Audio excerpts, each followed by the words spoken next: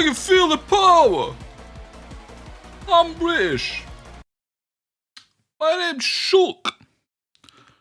Yeah, Shulk. Shulk. Sure. Shulk.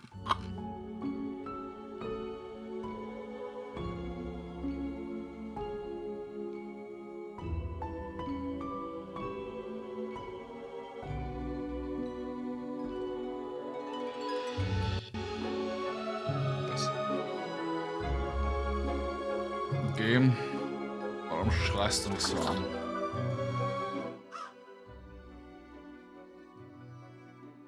Holy fuck, Alter. Ist jedes Game so tief und... Also nicht jedes, aber viele Games... Streamer-Settings? If Streamer mode is enabled, a bot named Reaper Beep Boop will join your channel's chat. A red book will appear on your desk in-game.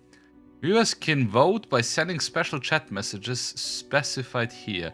Clicking the red book will start the vote and will show you the result once the timer runs out. Clicking the book while a vote is in progress will close it and stop the vote.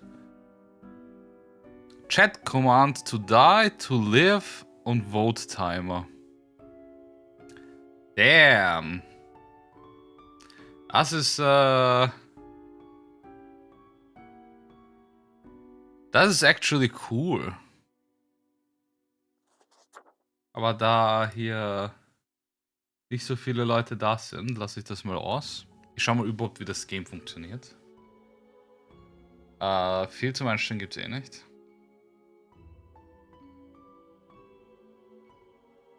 This is Halloween, this is Halloween.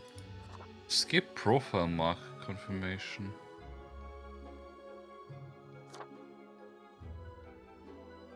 Oh mein Gott, das ist cute.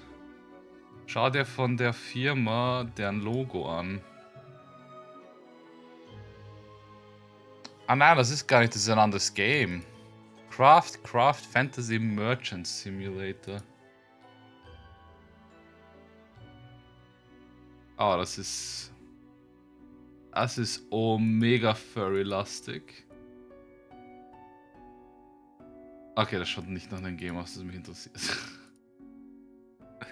Aber ich dachte, das ist deren Logo, weil das fand ich... Diese... Our Cat fand ich cute. New Game. Lemons, start the game. Skip Intro. Oh mein Gott, wie cool ist das Intro, bitte? Fate, Keeper of World Order. 2 Zitronen fehlen.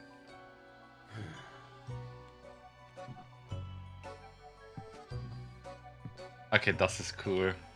Das ist cool. Market.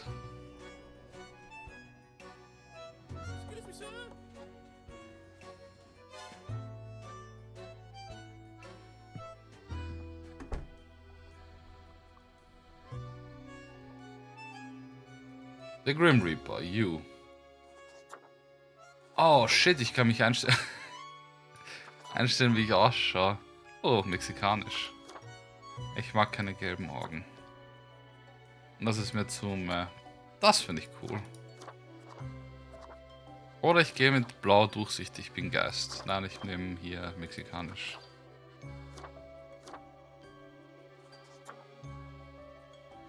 Das schaut Joker-mäßig. Oh mein Gott, das ist sick. I love it.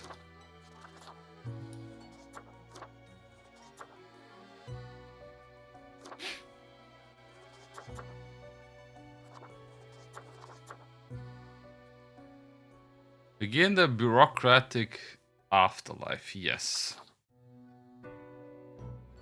Finally, the new spawn has awoken. What a momentous day. I am honored to welcome you into our world. Spawn... Hang on. Spawn number 6-1. I am Fate. I am the keeper of world order. Like, yeah, I don't much care for being just 61. Can I be Faith? Hello, pleasure to meet you, Faith. Oh, a polite Grim Reaper for a change. This is a good start. Welcome to your new job as an overseer of Cosmopolis City Subdivision 4, the Sun County Wine Region. I know what you are thinking, and yes, your assignment is choosing humans who have to die. Pretty standard stuff. As it is your first day, try to get to know the system, and do not destroy the world, yes? Gallows humor, you see? Right, yes. Clear? Most certainly. The contract stipulates that every death gets a fair salary based on their performance accuracy. Marking profiles correctly is the most important task. If you mark more or less than necessary, you will not get your fee at all. Oh, scheiße. Errors in secondary tasks will reduce the total even if the primary task is executed correctly. Ah, das ist hier Papers, Please, nur in anders. Remember, Wenn ich das richtig verstehe. the fate of the world lies in your hands. Humans march towards the great dying. They always teeter on the precipice, creating endless chaos. We keep humans from falling off. We establish the equilibrium and keep the chaos in check. For that reason, your actions will have consequences. I will show you your workplace right away. Follow me. One more thing. This will be your 7-day evaluation period. When the week is done, you will be assessed. 1 week to show us what you are made of, Reaper.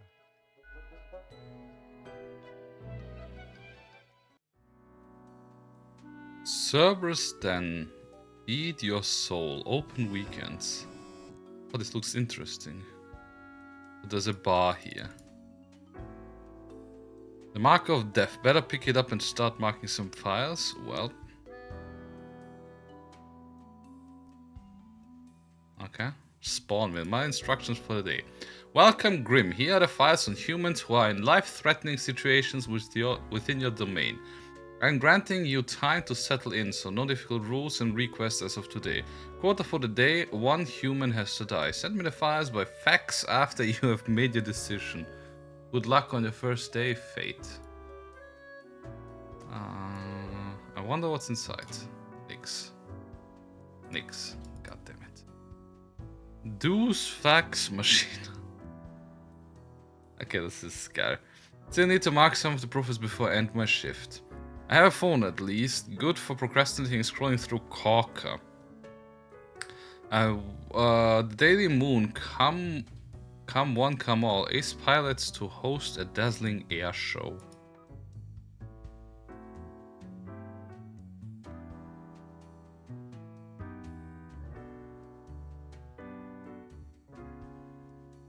Okay, sonst gibt's hier nichts.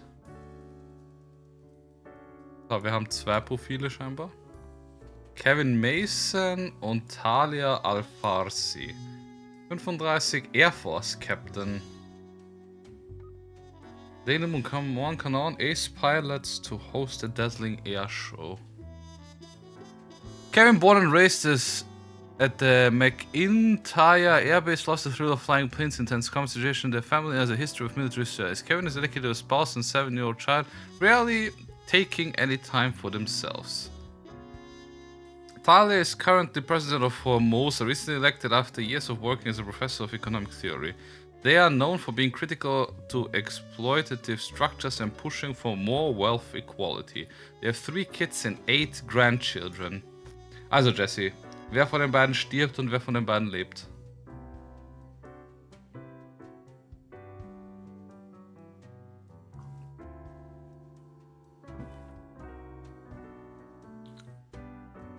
Was sagst du? Du passt wahrscheinlich nicht auf. Kevin stirbt? Oh, du passt wirklich auf. Okay. Das heißt, Kevin...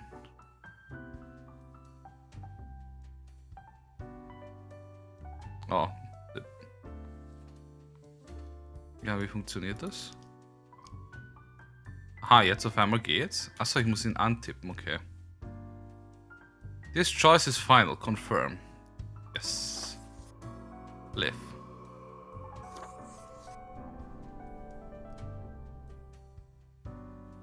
Harry Mason or you. Teilweise so nur gentle into a good night. So, das heißt, ich kann confirm your choices.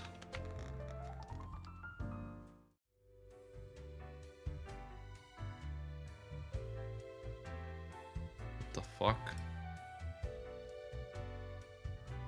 LOL.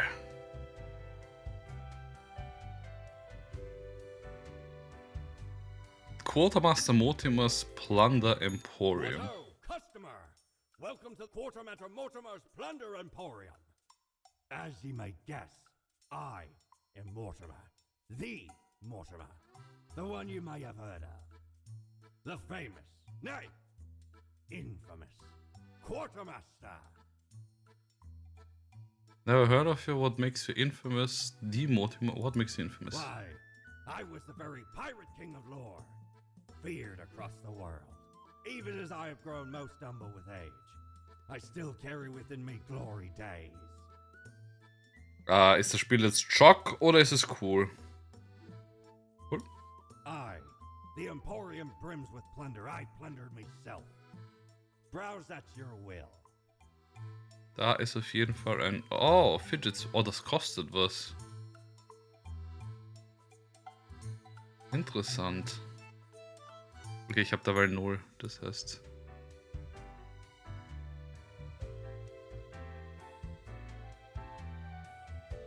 Dann gehen wir mal ganz hoch.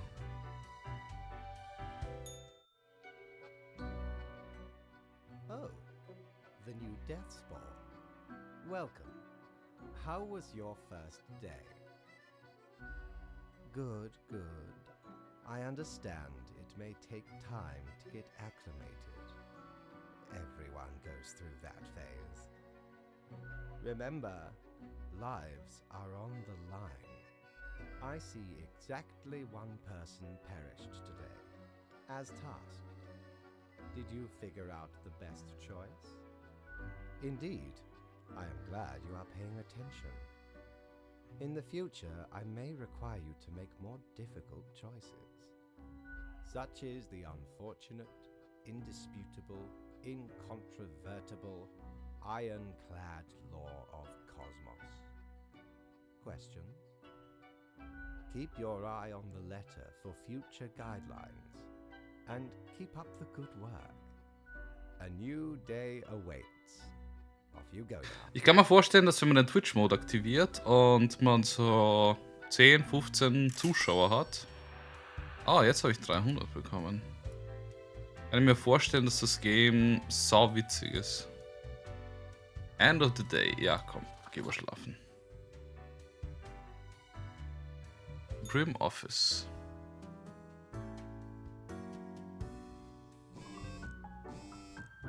Oh, ich habe hier Geld. Is my money wailing? Shiny Cha-Ching, Alter. Das ist weird, warum das Ding... So, ich habe hier einen neuen Tweet. Crow News. Engine failure leads to catastrophic crash during a demonstration flight. Formosan economy gradually improving after critical economic reforms. MeTube statt YouTube, okay. Klick hier, Talia Al-Fasi Re-Election Campaign Video. Das heißt, wir haben eine gar nicht so schlechte Choice gemacht. A letter. Morning Grim. Wisst ihr was? Ich tue das Geld da in die Lade. I hope you found your accommodation adequate. Here are the rules of the day. Follow them and you will be okay. I'm handing you another simple task. Quota for the day. One human with an engineering or industrial background has to die. Okay, dann schauen wir uns mal an, was wir hier haben. Wir haben Umberto. Wir haben Luis. Luis Noon. Too bad they don't have 9 lives. Umberto Primo. Too bad they don't have 9 lives. Achso. Jan Weber. Tough break. So. Wir haben Umberto Primo. 38 Automotive Engineer. Umberto doesn't really have much to do these days at the manufacturing plant, as automation has made car building much faster and more efficient. Mostly they look at computer screens checking for errors. At home they love tinkering with their old 77 Dio Pulsar. Louis Noon, roadie. Being a roadie sometimes feels like a thankless job. You basically handle every part of the concert production, but get very little glory or recognition for all the back-breaking labor. Louis doesn't complain, but does dream of bigger things. Jan Weber 45 solderer. You want a tiny thing fused to another tiny thing using an alloy of tin and lead, so you come to Jan. Soldering is the cornerstone of building and maintaining any modern technological equipment. Jan is the best at it. Also ich persönlich würde Louis töten. Weil er wirkt mir nicht sehr glücklich mit seinem Job.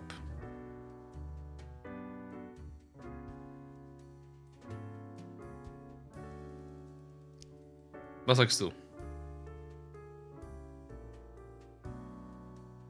Oh mein Gott, man kann wirklich malen.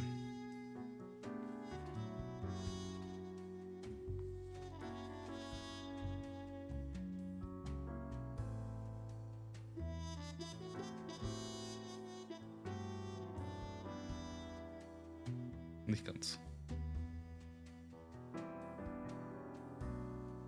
Du willst, dass Jan stirbt? Wow, dass du Inge töten willst, hätte ich mir nicht gedacht.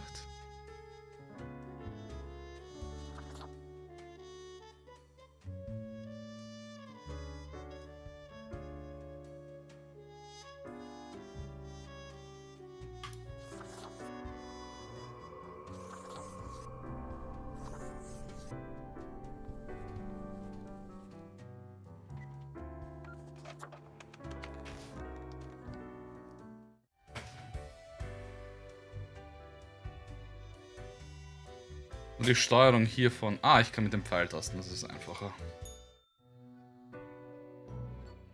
Grim, how was the second day on the job? Good. So, did you follow the rules properly? Great. Yes, everything looks to be in order.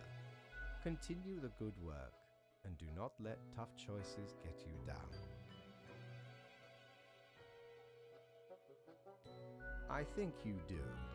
Stop doubting yourself. You have it in you to be a great Grim Reaper.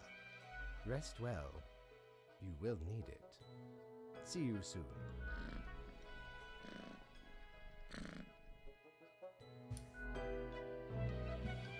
Okay, sie haben auch Katzenschnurren eingebaut. Ah, schauen wir mal, was wir uns für 600 leisten können. Jolly Roger! Again ye honor me, tiny. Oh, es ist diesmal was anderes. 800, 800, 200. Aphotic Reflector Widgets. A looking glass gazing ultimately deep into the abyss depths of underworld. It reflects everything, well, mostly just you.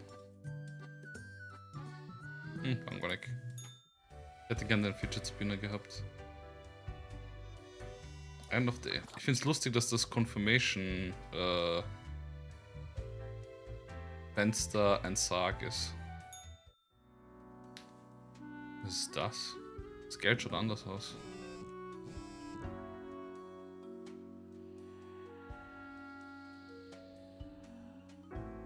Ich glaube, ich davon wenig töte, oder was?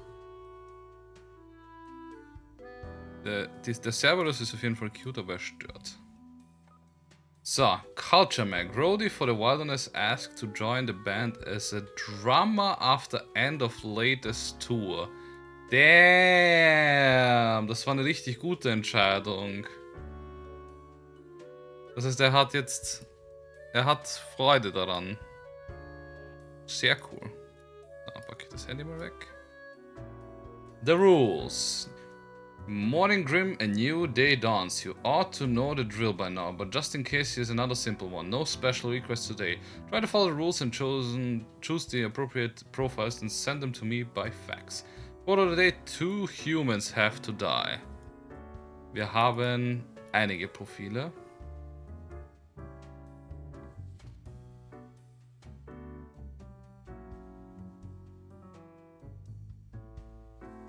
Ist der, aber das sind viele Sachen. Wir haben Peyton Justice, unemployed copywriter. Peyton is trained writer but has always struggled to find work. When they aren't trying to find a job, they enjoy writing rap lyrics about street life. Okay, der ist bei mir anscheinend ziemlich hoch auf der Liste. Columba Hunter. Columba is a distinguished war veteran these days, working as a well-regarded passenger airplane pilot. They happily married and have 5 children. As a hobby, Columba is extremely interested in the history of religious buildings. Okay. Enrique Quinto, Prime Minister. Enrique never really liked politics, yet is serving a 2nd term in the office. When traveling, they enjoy snooping out all the hip spots that locals frequent. A fan of history, they own a vast collection of old war figurines. They are married and have 2 homeschooled children. Leo Boyarsky, 67, politician. Leo has been in politics for over 40 years, and at the time they worked hard on relaxing the government's meddling in the real estate market.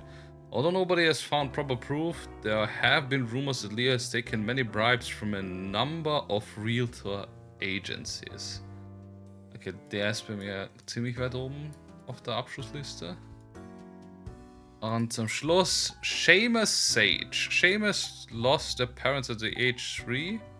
He lost his parents at the age 3 and was raised by an odd foster family at an isolated village. This is they are on a mission to find the legendary Skull of Death, an artifact that supposedly gives one power to live forever. I mean, it's pretty doubtful if you have anything to say about it.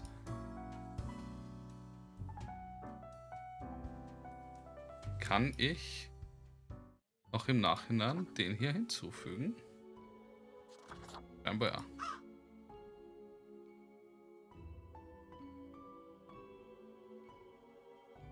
Oh, wie genau funktioniert das? Leute, Ignore 2.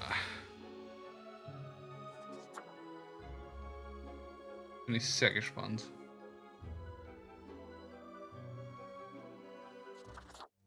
Aha.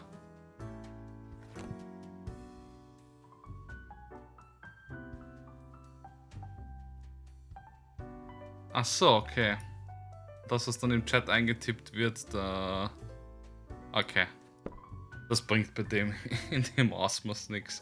Da können die 2, 3 Leute schreiben, wenn sie da sind, lebe oder stirb. Ich dachte, es gibt eine Auswahl an Profilen. Hast du irgendwelche Präferenzen, wer stirbt? Ich muss 2 davon abschießen. Also meiner ist eine Politiker, der eventuell korrupt ist und der Arbeitslose, auch wenn er jung ist. Aber ich hätte auch nichts dagegen, Seamus loszuwerden. Er hat zwar eine traurige Kindheit gehabt, aber er sucht nach einem Artefakt, das er ewig lebt. Ah, er ist auch arbeitslos. Ich meine, ich könnte auch den Politiker töten, der eigentlich keinen Bock auf Politik hat und trotzdem Prime Minister ist.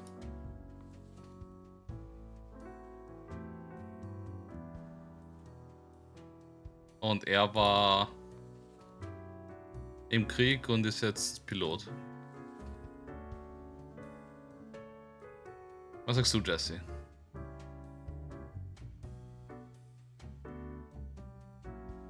Falls du nicht schon weggepennt bist.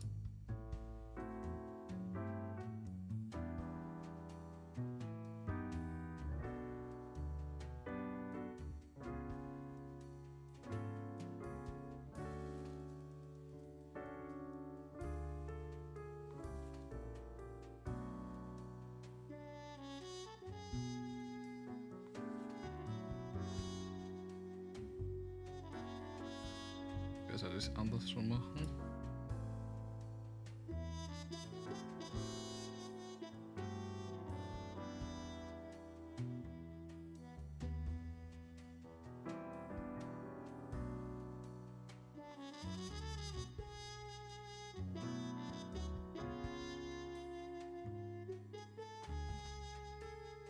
Okay, Jess ist weg.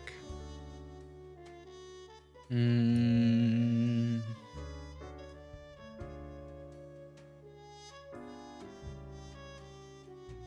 Armin, dich kann ich am Leben eigentlich lassen.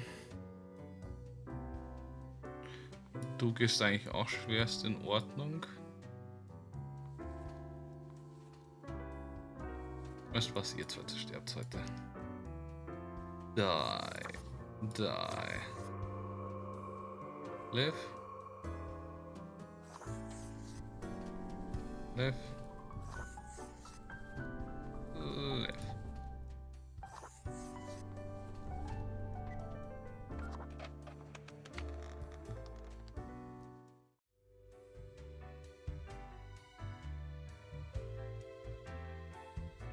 Kann ich das irgendwie anders bestätigen? Nein, ich muss klicken, okay. Grim, my latest spawn. 3 days you have been with us. How do you feel? Good. One has to focus on their tasks and avoid needless emotionality. It helps maintain composure in our stressful line of work. Now, let me take a look at the files you sent in today. Right. Everything looks to be in order. You have followed the rules and marked the correct amount of profiles. There really is not much else to say. You may leave. See you tomorrow. Dann gehen wir schlafen.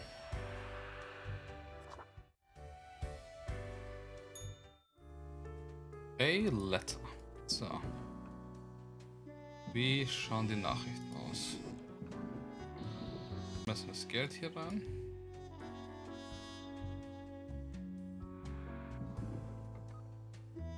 Pro News. All survived in a plane crash due to skillful efforts of pilots. Das ist nice. Local politician dead after being struck by a car. Police have not yet ruled out deliberate hit. Cultured Mag. Debut collection by young poet Justice Max released to rave reviews and widespread acclaim. Cool. Local poet breaks through tough scene. The local moon. Search for the legendary skull takes tragic turn. Archaeologists seemingly assassinated. Prime Minister of Mauyukia visits local war museum while on their political tour. Whatever, I guess. So. Grim, have you looked outside today? It rains. Has been raining for hours. Appropriate to accompany the despondence within me? Despondence. Well, here are some rules for you. Ich weiß nicht, was das bedeutet. 3 humans have to die. Another day, another death. Fate. 3 Leute müssen jetzt sterben. Das wird immer mehr. G's 4, 61, Vicar. Jesse is committed to writing the perfect sermon and are thus oblivious to the turmoil at home. His boss is fighting a substance abuse problem and their children are planning debauched parties. Luckily, Jesse found a new maid with unusual but effective method for keeping things under control. Jetzt schon mal kein Fan von ihm? Witten Singh, Logistic Coordinator. Wilton is a very proficient logistics coordinator. The nickname at work is Smooth Operator. Because he's a smooth operator. They also applied his skills to managing 2 separate secret families. Grim, I'm watching. You should mark this profile to live. Fate. Scheiße.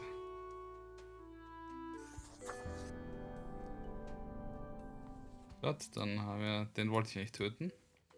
Archibald Hogan, 19, Intern. Archibald thought the dream had come true after they landed an internship at a major publishing company. Turns out they disliked both their job and their sometimes mean, sometimes indifferent boss. They now pass the time at work playing pranks on their supervisor. Maybe Gen Z. Frederick Hogue is a monk. They spends all their days in the monastery writing manuscripts by hand. Although the printing press was invented centuries ago, they insist that texts written by hand are most pure. I guess dass du... Dich kann ich eigentlich am Leben lassen. Stewart is the owner of a cozy fantasy literature-themed drinking establishment called the Netherworld in downtown Cosmopolis. They're the original party animal and love really obscure horror. They're also a member of a podcast about bad films. Damn. Ich will hier auch nicht töten. Also, was ich auf jeden Fall mache. Tschüss. Weißt du was? Ich will es nicht jedes Mal bestätigen müssen. Und tschüss. Jetzt ist die große Frage. Wen von den beiden?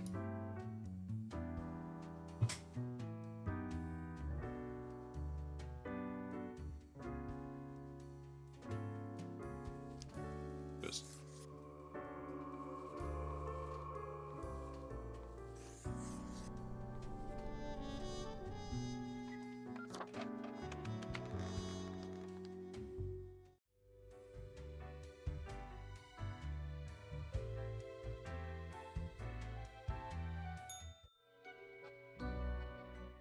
Grim, there you are.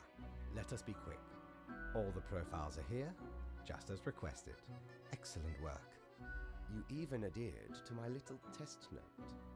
I commend you for exhibiting vigilance. I am beginning to sense a tinge of pride growing within me. I did not expect you to turn out such a good and dedicated Reaper. If you keep this up, you will get far. You may be even promoted to a middle management position. Imagine the possibilities. Anyway, I am quite busy tonight, so you can go. Until tomorrow, Grim. So, und jetzt gehen wir aber ganz nach unten. Und schauen, was heute im What Petto ho! ist. How can me humble and not at all adventurous self assist you today? Face of the great old one. Clothing. Well, a seriously terror-inducing visage, but then again, who wouldn't want to look like an antediluvian monstrosity? Besides, tentacles are extremely useful and practical. Annals of the Transients. Yes, the Transients help keep track of any passing temporalities. He counts days in a month from 1 to 28. Those are all the days, all of them. Okay. Klingt eher langweilig. Ich meine, das eine hört sich an wie ein Skin.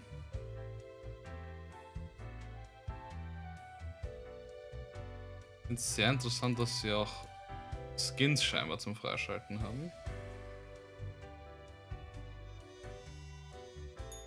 Die Steuerung vom Aufzug finde ich weird. Do your job. Local vicar passes Sunday of heart failure in religious convention. Help delayed as heart attack construed as a punchline. CEO of the What social media platform planning to open a museum of antiques and relics. Okay, whatever. Morning, Grim. Good you are paying attention after all. We cannot allow workers to doze off or become complacent, else mistakes may sneak into the workflow pipeline. Quota for the day. 2 humans have to die. Spare any human with a science background. I hope you're enjoying the routine. Diplomat. Adderwale, a former teacher of special education, turned their attention toward diplomacy and accompanied Aquila a decade ago. Since then, they have demonstrated themselves a peerless orator. Diplomacy is easier than caring for kids after all. Du musst 2 Leute töten. Biochemist. This is science. Jewel was born in the countryside but moved to the big city. They like rock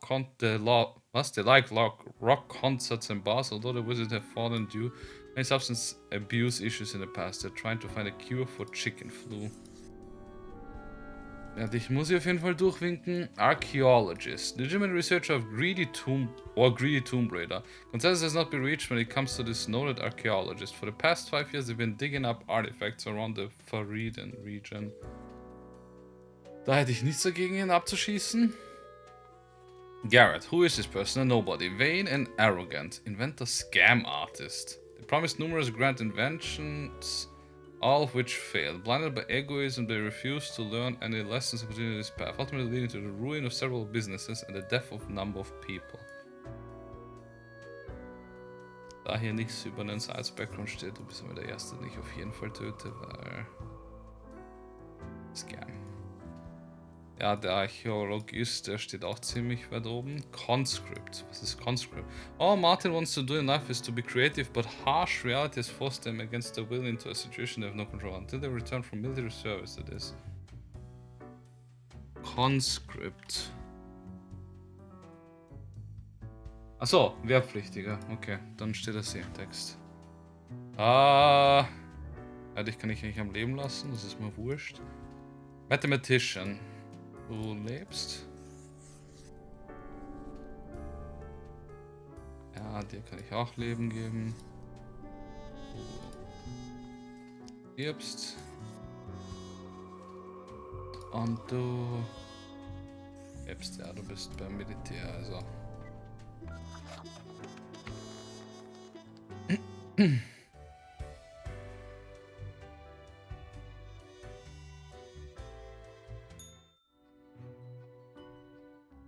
What a day, Grim. What a day. Let us go over your conduct first. Good. I see the correct amount of profiles.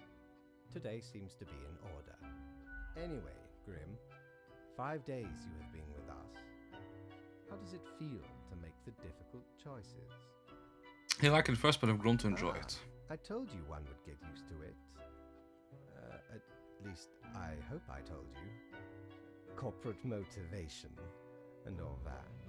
But think of the humans. Do you think our office is the appropriate way to deal with them? Ah, the question is too difficult.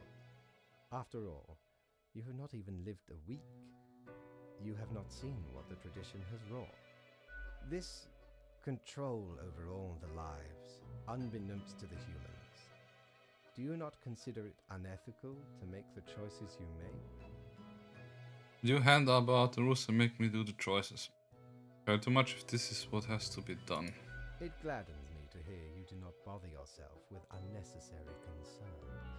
The office is perennial and venerated. Eons we have spent designing the appropriate methods and strategies. We know what we are doing.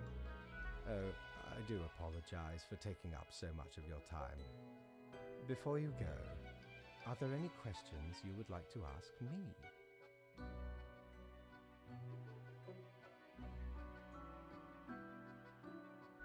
An astute observation. You see, Grim, our office does not operate on information about biological backgrounds or genetic composition. Minimal. Everyone you assess is simply human, after all, excluding any monumental error in normal procedure. The bottom line is that the humans end up on your desk and that you must follow the rules. Anything else? Oh, not at all. Oh, das war's.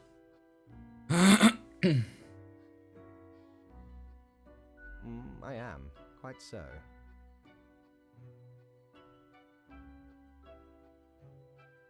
Humans have some free will, sure.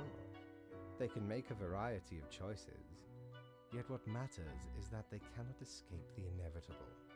The life-threatening situations that bring them onto your desk, a result of their own deeds and decisions.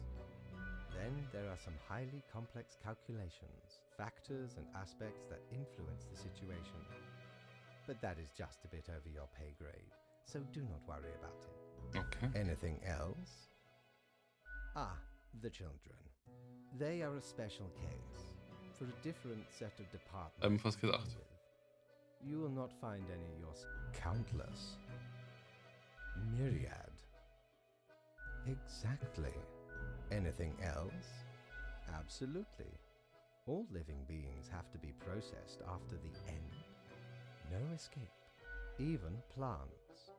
Yes, there is a Lol. department for plants. Do not ask about the plant department. Anything else? Technically, kind of, I guess. Ruins are like a type of dead. But then again, they often feel so alive. I must ponder. This topic is a bit too abstract for now. Let us table it. Anything else? Right. It has been enlightening. I bid you a good night. See you tomorrow. So, was ich auf jeden Fall jetzt machen werde, das habe ich mir schon die ganze Zeit gedacht und aber nicht gemacht.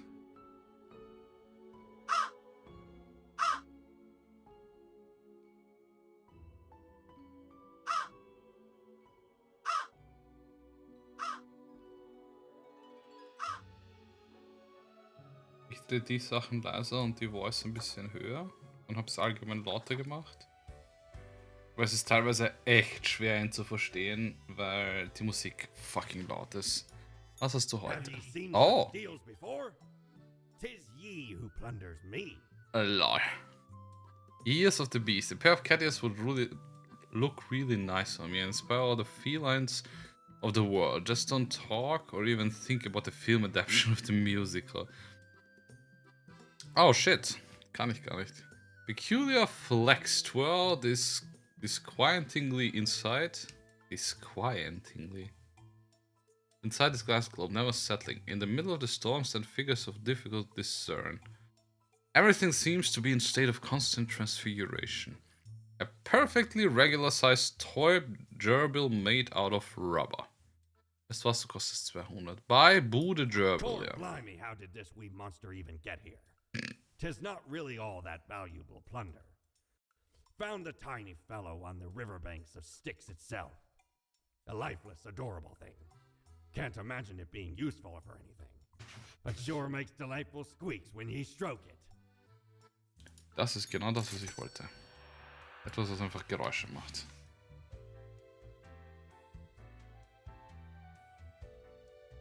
Multimus. Das ist also mein Desk. Asked all questions in first lore hub. Aha.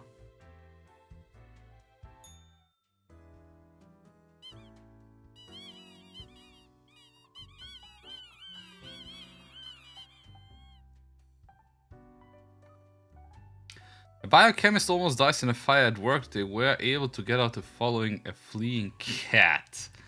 Are we saved? Young biochemist finds a vaccine for chicken flu. Cool.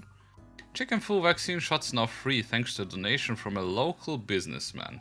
Noted archaeologist caught attempting to smuggle ancient artifacts out of Far Eden, shot by a militia group. Inventor drowns in first attempt to start the construction of an underwater city. Tension cooling as diplomacy brings warring parties to a negotiation table. Homelessness is a moral nightmare and a failure of society.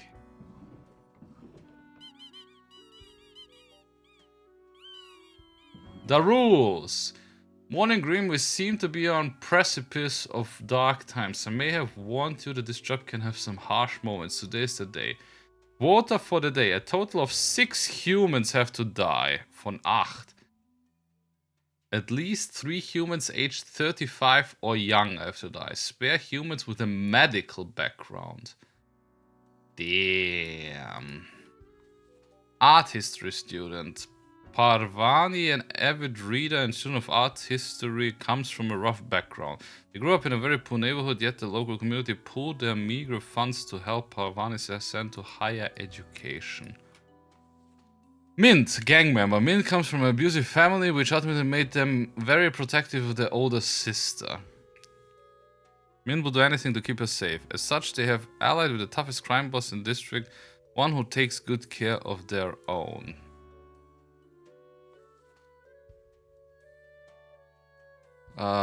Illustrator. Lakshmi used to work in animation industry, but grew increasingly tired and stressed due to lengthy work hours. These days, they're self-employed, running their own tiny art studio and taking commissions from businesses just general fan art enthusiast. Also sie mag ich schon einmal sehr. Die Sache ist Medical Background. Du. What did the chemist say when I found 2 isotopes of helium? Hee hee. It's just one of the jokes you can hear when working with Isuza. They annoy their co-workers with chemistry jokes all day, but they can't be fired since they're incredibly good at their job.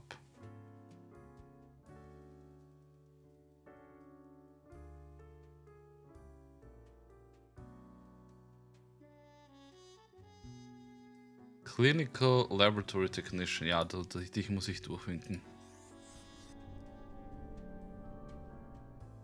Du lebst. Patty Berenga. 35 or younger. 3 Stück. Patty grew up in a farm outside the city. Post-graduation decided to pursue a music career, becoming a respected songwriter. After surviving a stroke, their fingers don't work too well and they feel their mind slipping away bit by bit every day. They are hoping a way out before it's too late. Perfekt. Wir haben unser erstes Opfer. Sky Knighton. Data analyst. Despite a liberal arts education, Sky works in the space industry, writing programs to analyze satellite data. They live with their spouse and cats. Any spare time they enjoy sitting in the hot tub. I mean, who doesn't? Michael St. James. Michael is a lover of pizza, especially those with pineapple toppings. They attempted to become a millionaire by age 30 but ended up homeless instead. Still, they did not lose their love for writing poems and pineapple pizza. This one an easy choice. Titus grew and retired. Titus is the latest heir of a noble pedigree. As such, they managed to retire young due to all inherited wealth. These days, they spend their time lounging listlessly in constant ennui. Ich habe keine Ahnung, was ennui ist.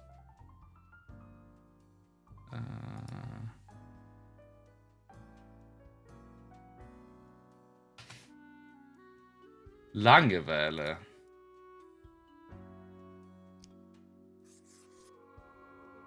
Ja, sorry.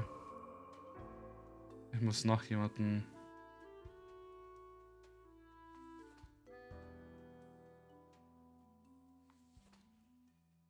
Ja, sorry.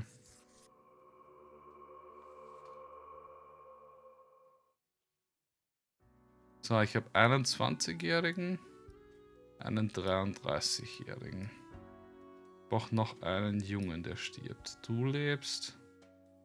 Ja, zwischen euch beiden muss ich mich entscheiden.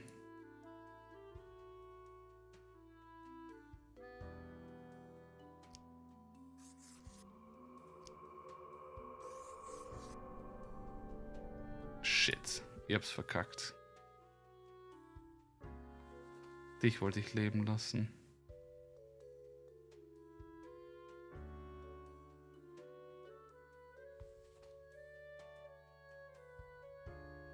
Eins, zwei, drei, vier, fünf.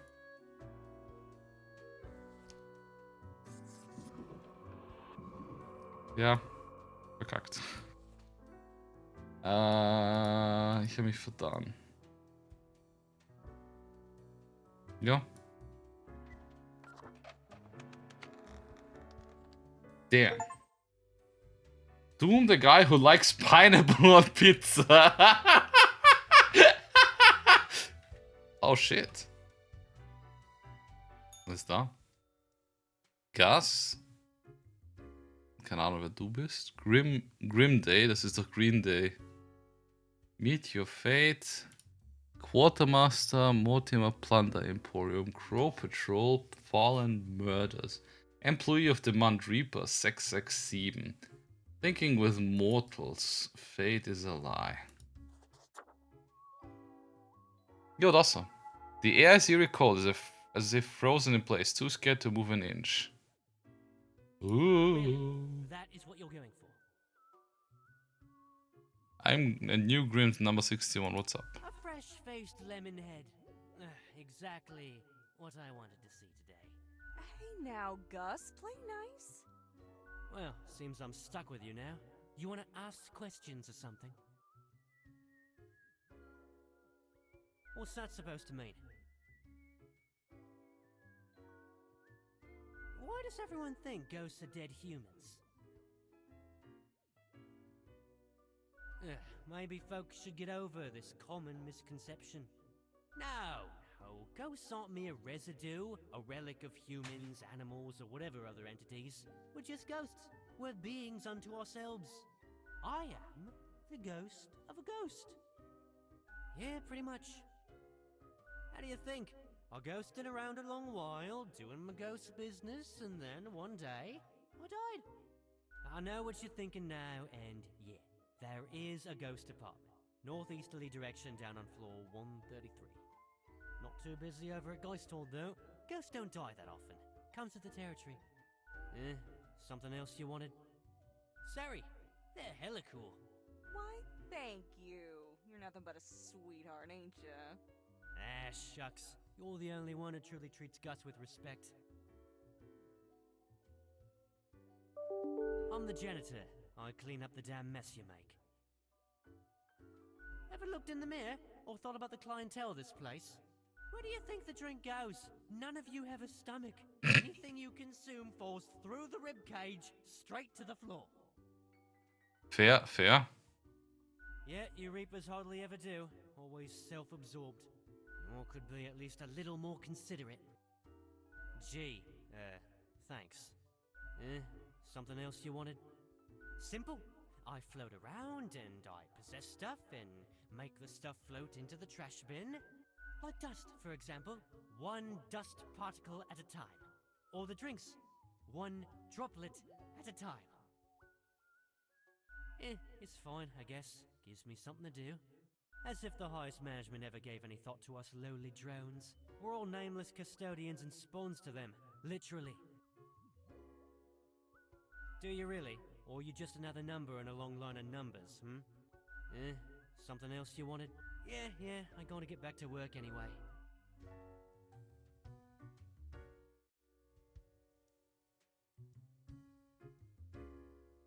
Warum ist der... Ach so, ich habe diesen Strich, glaube ich, vorhin gar nicht gesehen.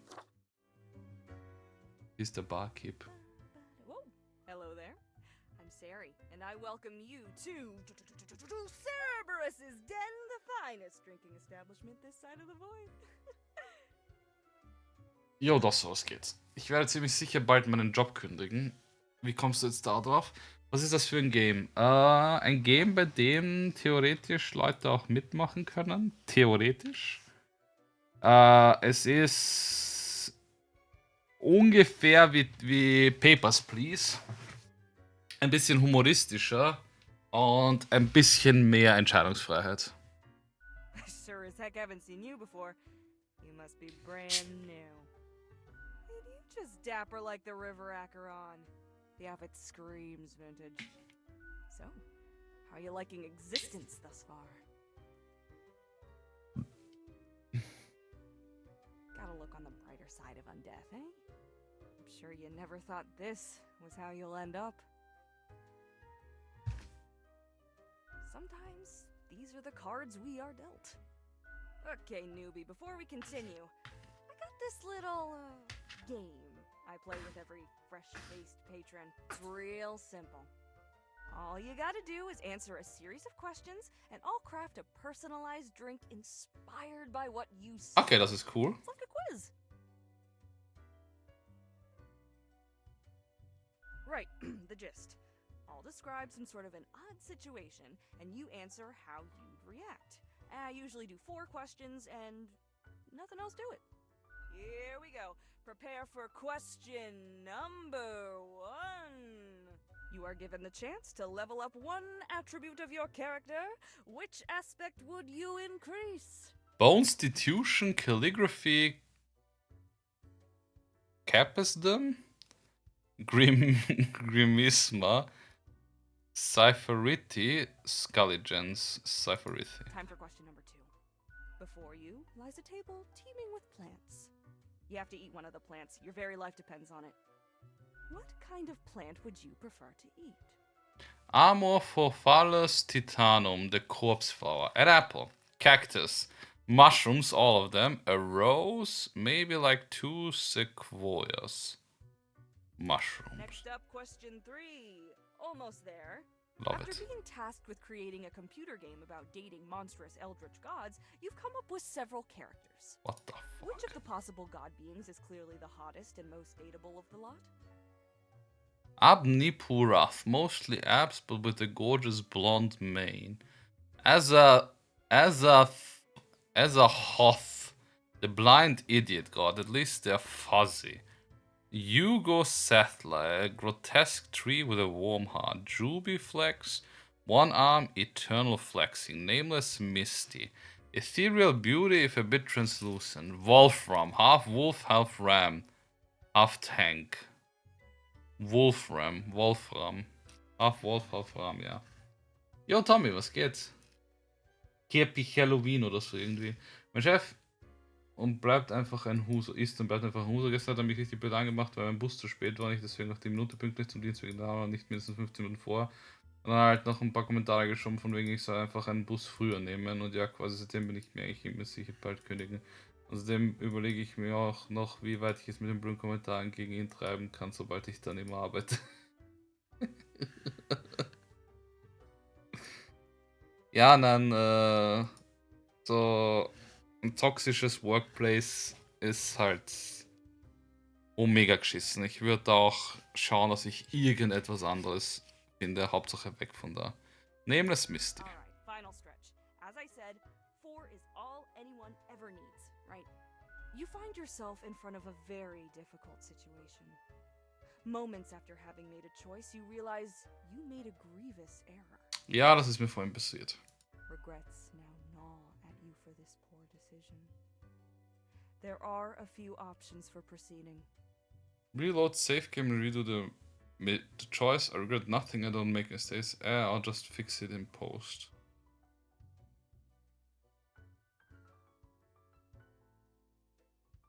Ich habe zwar ein paar Mal reloaded,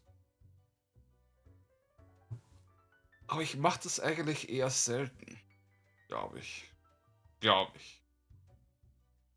Ich bin mir nicht sicher.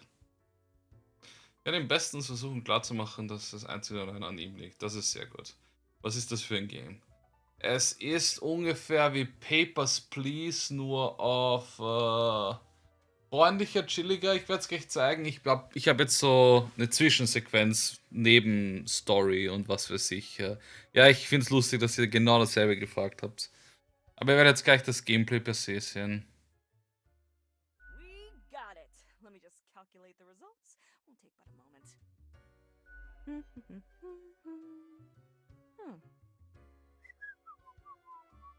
Combative, antagonistic, despotic tendencies. Heck, I've got the perfect brew for you. Was ist mein Ergebnis? Score an aggressive personality in series quiz. Damn. Let's go for 4 centiliter cinnamon whiskey, 2 Geil. liters apple juice, and Geil. 1 whole lime properly squeezed. Geil. Ist das ein echter Drink? Den würde ich tatsächlich trinken, Alter. Cinnamon Whiskey.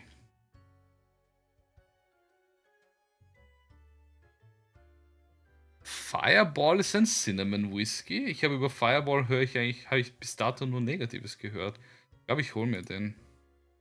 Ich wusste nicht, dass es einen Zimt-Whisky gibt.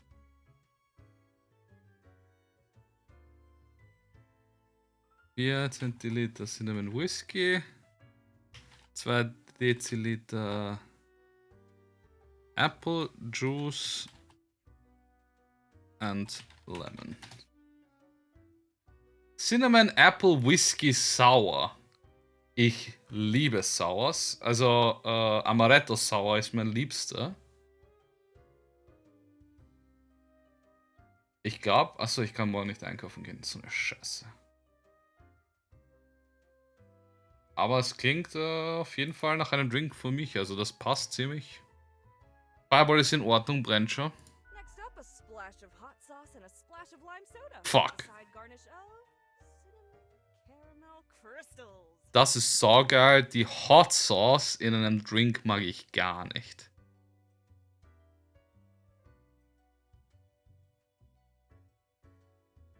The quiz tells no lie. I think I'll call it Armageddon Punch. Oh, Armageddon Punch. Okay. Existiert der?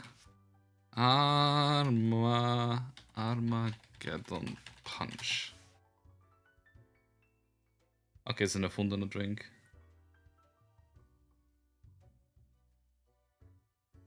Hätte ja sein können, dass es ein echter Drink ist. First one's on the house. Not to the bartender, Gubas. The drink burns, the fierce and energetic taste of 1,000 suns exploding, wiping out countless civilization within their decaying breath. Space-time warps in on itself, brutally folding dimensions down into singularity that ignites under the unfathomable pressure. It's almost a death-changing experience. Heckin' understatement of the century! Now what else can I get you? You've been chatting to our spooky one, eh? Don't mind the grump, it's a ghost thing. Gus especially has a pretty dang irascible nature, but there's a layer of performance to it. In truth, they've been hella helpful around the den throughout the ages, and I'm grateful for that. Besides, the office itself couldn't operate without Gus and company. What else you got in mind? Oh, thanks. Mortimer found the original Oinker on an excursion to the Shrouded Zones. It's a bit of a hassle, though. Keeps multiplying all the time. Take your eye off for a second and bam, tiny piglets everywhere. Go on, take one. Just make sure you feed it with some coins once in a while. Au revoir, Lil Reaper. Ja, das hat sie urgut ausgesprochen. Aber ich weiß noch nicht, welcher Tipjar gemeint war. Für mich hört sich das an, als kippt man etwas, das ich nicht mag, in etwas, das ich nicht mag. Ergebnis Minus mal dann Plus. Na schau. Genauso funktioniert das nämlich. Fancy Suit Bowtie Edition. Ethereal Resonator. This resonator collates accelerated electromagnetic waves of various frequencies generated by the artificial vibrations of eternal recurrence, which travel through a ether and then blast them at you. Ich habe keine Ahnung, was das bedeutet. Aber ich spare dabei Geld für irgendwelche super coolen Sachen, außerdem ich will den Fidget Spinner haben. So, dann gehen wir schlafen. Ah nein, wir müssen erst einmal abgeben. Ah, Grim. It looks to be a rough day out there. New recruits often falter during dark time. Yet you seem to have performed adequately. How do you feel after such a day? Good, good. We have to do what is necessary, even if we do not fully understand why. Let us hope these days do not continue. Any idea what happened?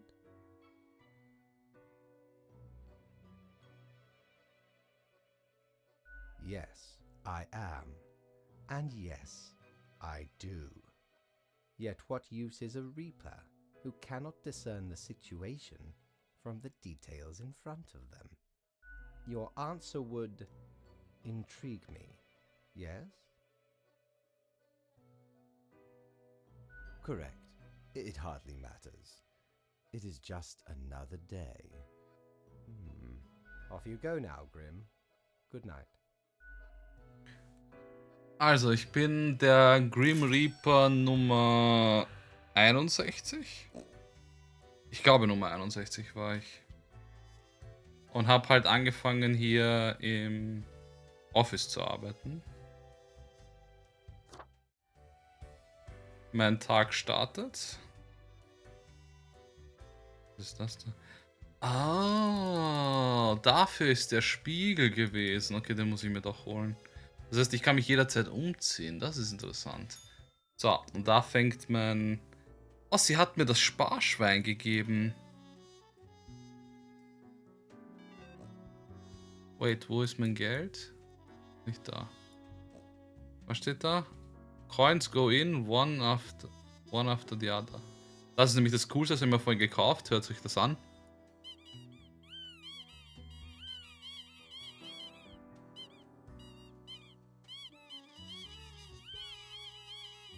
Viel zu cool.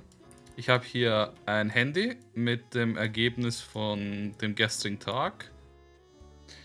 Thousands suffocate in sleep after gruesome toxic spill lays waste to community. Fuck, was habe ich gemacht?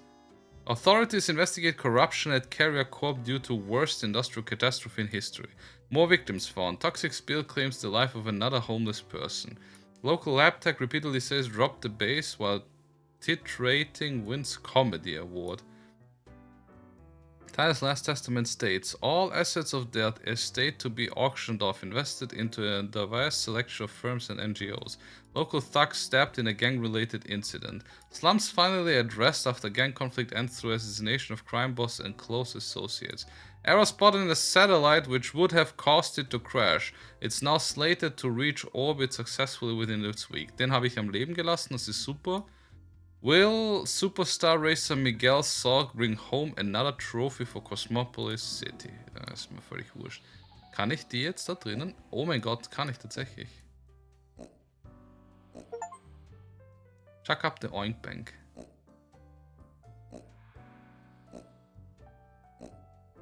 Oh mein Gott, der kriegt tatsächlich ein Piglet dazu. Oh mein Gott, ist das cool. Wait. Kann ich nicht auf die Coins zugreifen? Warte mal, ich lasse das jetzt einmal übrig. Ich habe noch 400. Also, wenn die Coins weg sind, dann weine ich. Braucht jeder Arbeitslos so einen Stressabbau, Quietsche-Ding? Ja, definitiv. So, ich kriege einen Auftrag. Warning Grim, okay. See if we can clean up the mess from yesterday. That might give you just the boost you need. Do not forget, you may leave troubles behind, but new ones always lie ahead. Quota for the day. 2 humans have to die. Spare humans who seem helpful against the troubles. Keep vigilant. Und ich krieg hier ein paar Menschen ab. Und ich muss mich entscheiden, wer davon stirbt. In dem Fall muss ich 2 Leute töten. Und jeden am Leben erlassen, der gegen diesen Chemieunfall was machen kann. Khalil believes in the power to give only the best advice to potential presidential candidates to the neutral party to boost the success of their campaign. The self-confidence might be misplaced as the reputation of everyone they've advised thus far have crashed and burned.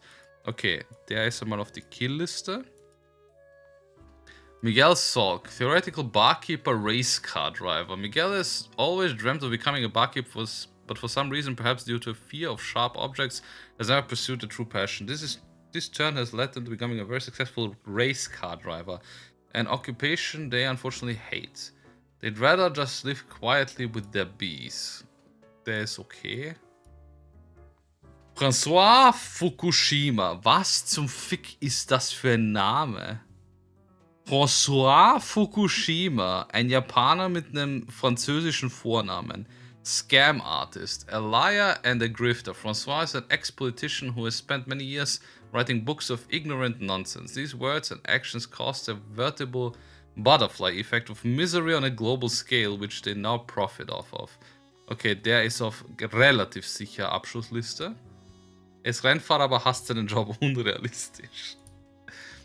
Orisa, esoteric self-help mentor. After years of struggling to pay the debts by selling nostalgia-laden merchandise of a vaguely self-help nature, Orisa finally found a brand new avenue into helping people for money. Dyed rocks and magic-infused minerals. Okay, du bist auf der Abschlussliste dabei. Wow, ich habe 3 Leute auf der Abschlussliste, darf aber nur 2 davon töten. Firefighter. Rust Angelos joined the firefighter primarily to get access to free gym and woo people at bars by flexing repeatedly how they save so many lives. Curiously enough, every time there is a big wildfire, they take sick leave. Noch ein Hurensohn, den ich eigentlich töten will. Gut, mit anderen Worten, du lebst auf jeden Fall. Bruno Griffiths, mercenary. Bruno's a mercenary, always ready to work for the highest bidder. They're currently stationed at Faridan with a government contract, providing security services. They act tough and gung-ho to cover up the fact that they haven't been trained to properly act in a combat zone. Ja, scheiß die Wand an.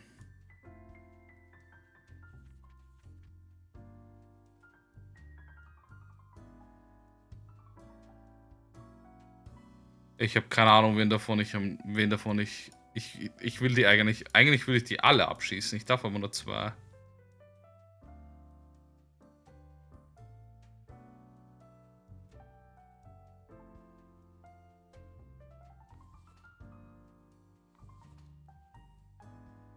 Misery on a global scale. Weißt du was, ich töte dich auf jeden Fall. Gibt schon wieder einen Namen in Spanien bekannter Familie, heißt Detlef Rodriguez. Der Vater wollte unbedingt, dass er einen deutschen Namen hat. Krass. Ja, I guess, dass ich dich am Leben lassen kann, auch wenn ich kein Fan von dem Scheiß bin.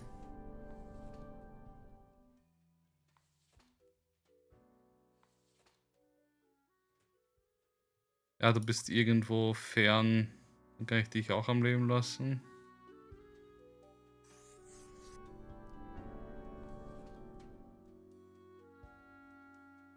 Ich muss dich am Leben lassen, weil du ein Firefighter bist, auch wenn du wegrennst, aber vielleicht erwischen es dich. Und ja. 2 Leute tot, 4 am Leben. Schauen wir mal, ob das gut genug war. Oh, da ist Gas.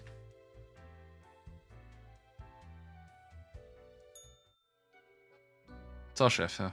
Welcome, Grim. It is the end of the week. Your performance review draws near. How do you think you have been doing? Interesting. Yes, your answer has been recorded for the psych eval. Now then, before the assessment, let us look over your daily conduct. I see the required profiles are all here. Excellent. Ausgezeichnet. This bodes well for the evaluation. I guess it is time to get started. Now, where did I put those papers? Ah, here we go. Right. Looking at these stats, the numbers say your conduct over the 7 days has been most excellent. I am, sincerely, surprised and pleased by your display of loyalty. So much so that the office has deemed you fit for a raise. Woran merkt man, dass es ein Spiel ist? Ich habe eine Gehaltserhöhung bekommen. Oh, do not thank me, Grim. We are just getting started. Speaking of, the raise also comes Oh, with shit. a prize. The office is proud to present you with an award of excellence. Display it proudly on your workstation. Scheiße.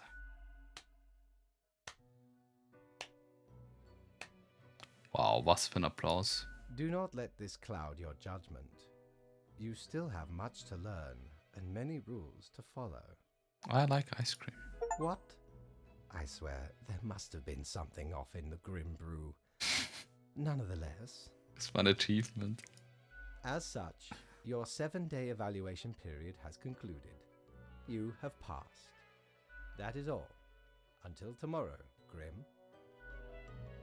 Until tomorrow. Dann gehen wir runter, schauen mal, was es zum Kaufen gibt. Und wir könnten dann eigentlich in die Bar gehen. Need ye cures for ailments or a trinket to ward off a curse? Okay, das Geld, das ich ins Schwein reingetan habe, ist immer noch da. Das heißt, ich habe die 2000. Das heißt, ich kann alles ruhig gerne ins Schwein reintun. Ephemeral Mortality. A coin, the thing which usually makes up the largest portion of any buried treasure. The Plague Doctor. Oh, sporting a super stylish beak. The mask hails from an era of epidemics, where physicians with little to no medical expertise try to alleviate the suffering of the inflicted. An ill omen, but it really fends up my visage. Oh. Didn't know I still had this beaked eyesore. I was at a gathering of some immensely wealthy idiots, where I saw an absolute buffoon wear this as professional attire. Just look at it! A weird long curve of a nose, and those stupid goggles. Ridiculous! Had to have it. So we plundered the whole lot of them. Lest these smelled nice, for they soiled their trousers from fear. Then the mask came in real handy. 600 für eine Coin. Oh, 1800. So, dann sparen wir. Schwein gehabt. Ja, wirklich Schwein gehabt. Was ist das? Barkeep, when did you get this plant? What are you doing here, odd plant? What do you think? Having a nice, relaxing drink? Ich wusste es. Hang on, are you from the plant Who department? told you about the plant department? You're a plant, so I assumed. Forget what you heard, Sonny. No such thing anywhere. Oh, you can tell me.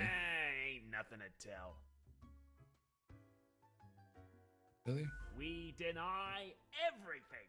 Don't believe Not you. gonna lose any sleep over that, Sonny. Stop bothering an old plant, why don't you? Don't be such a kid, Joy. Don't poke your nose where it don't belong. Seriously, you can trust me. Can we? Can we really?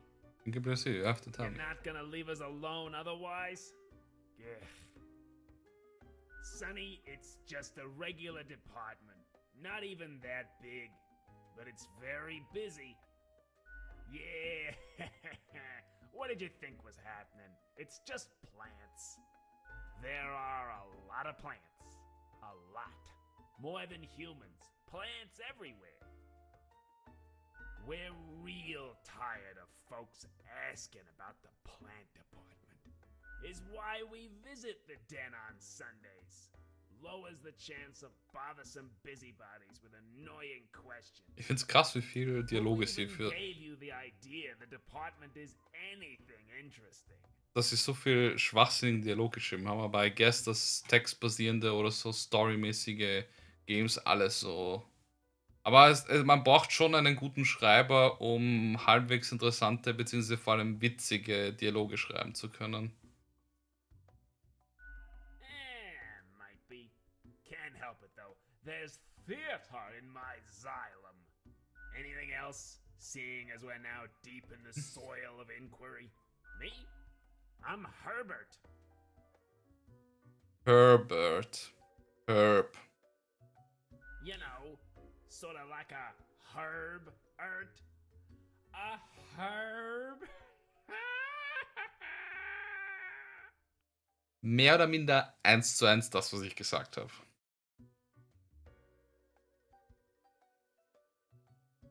Don't forget the green fella holding me up. That's my pal, Tim. Tim's a real hoot. Say hello, Tim. Hello, Tim. Okay, we see you got a keen mind, so we'll let you in on a secret. But you didn't hear this from us. Gotta promise you won't spill a bean.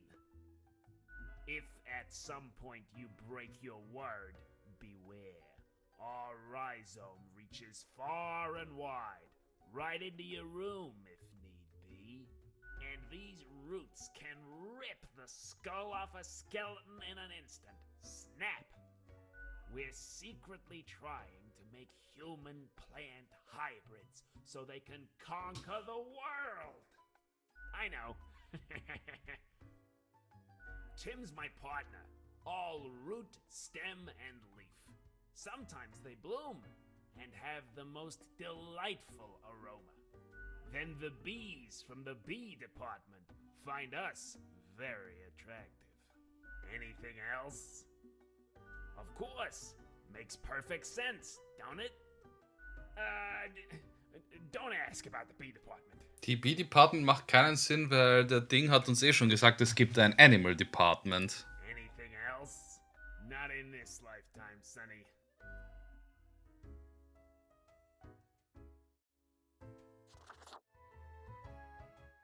Hey, pleased to see you again. Ain't much happening here today. It's a slow Sunday. Anything I can get you? Sure. What's your poison? 500. Milk, please. Going straight edge. I get where you're coming from. Wave your drink at Herbert and Tim. It tastes like milk. Ich weiß nicht, was ich erwartet habe, aber das war's nicht. You mean my favorite pot chock full of plant department goodness? They usually drop it on Sundays due to an aversion of people, which is funny because they're really quite sociable. Personally, I love their quirky sense of humor. What else is there to say? Au revoir, Lil Reaper. Interesting.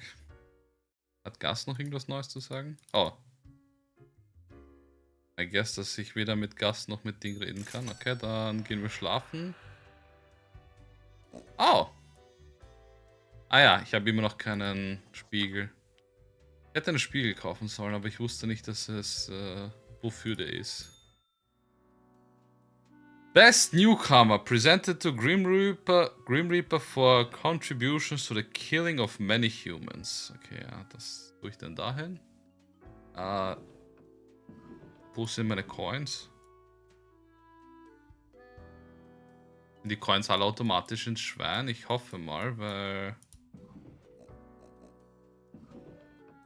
Das ist eine Schande. Sports Corner superstar Miguel Salk wins yet another Grand Tourney trophy. Still hates racing. Racing is super dumb, they say during the post-victory interview. A new fad strikes the affluent of the city. Endless thousands spend miraculous minerals. Local pet rock zoo complains. Someone keeps stealing our rocks. Oh, das ist diese Bitch. Ich hätte sie töten sollen. Mercenary squad blows up a museum full of historical documents and artifacts. Fuck. Anti-war senator demands why are there unqualified mercs running around the conflict zones committing war crimes. Neutral president rises to the power after replacing entire advisory team. Former advisor reported missing. Popular political commentator dies of a heart attack. The rules! Morning Grim, a whole week already. My, the time flies. Well, more tasks, straight ahead. I think we are making a difference, so let us continue with what we are doing. Quota for the day, 3 humans have to die. Spare any humans aged between 35 and 60 if possible. Warte mal, 1, 2, 3, 4, 5. Ich muss dich am Leben lassen, ich muss dich am Leben lassen, ich muss dich am Leben lassen und dich am Leben lassen. Nein, kann ich nicht. Ich muss 3 töten. Also dich auf jeden Fall töten. Und dann 2 von euch.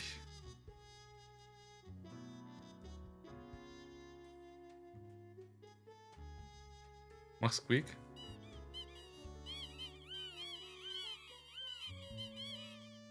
Also, dass das kleine Schwein dem Schwein folgt, das finde ich echt viel zu cute.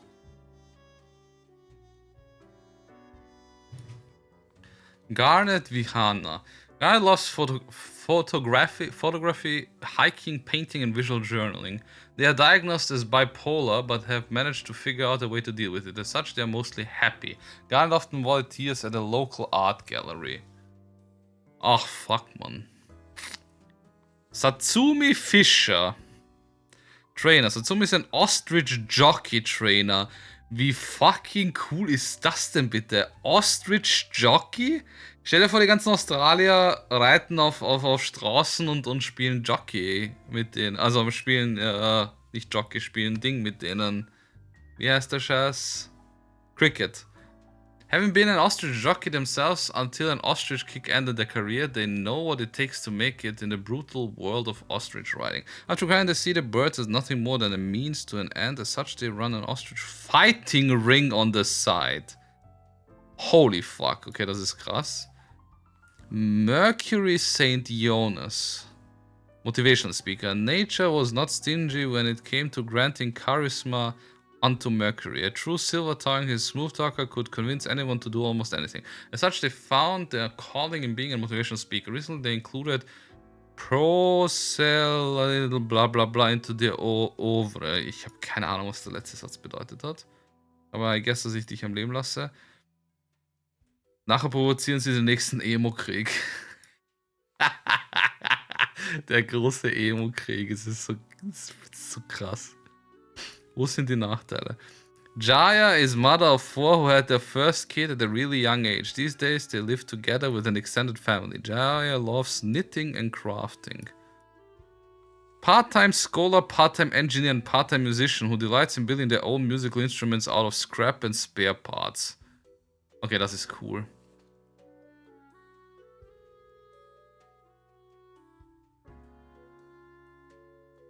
Ja, ich guess, dass ich euch 3 töten muss. Weil... Die ist einfach nur Mutter. Er klingt wie ein cooler Junge.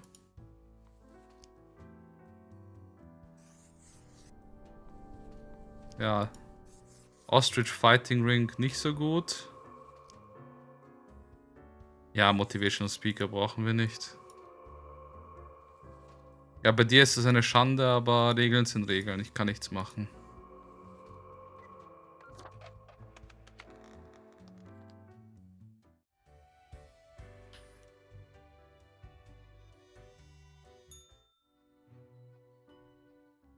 Grim, yes, there you are. Good, good. Okay, now, listen up. Great work today. You fulfilled your tasks adequately, and all that. However, an emergency has occurred which requires my utmost attention, and I must depart for a couple of days. Okay. Yes, straight to the point. While I am gone, another will be in charge. Damn. Even though you passed the evaluation, I cannot leave you without any supervision. You will have more freedom, sure, but it is not limitless. Therefore, you will have to continue your daily reports as usual. I will be informed of your progress. Quite so, and you are already acquainted. You will report to Lady Portington. Ich soll einer Katze meine Reports liefern.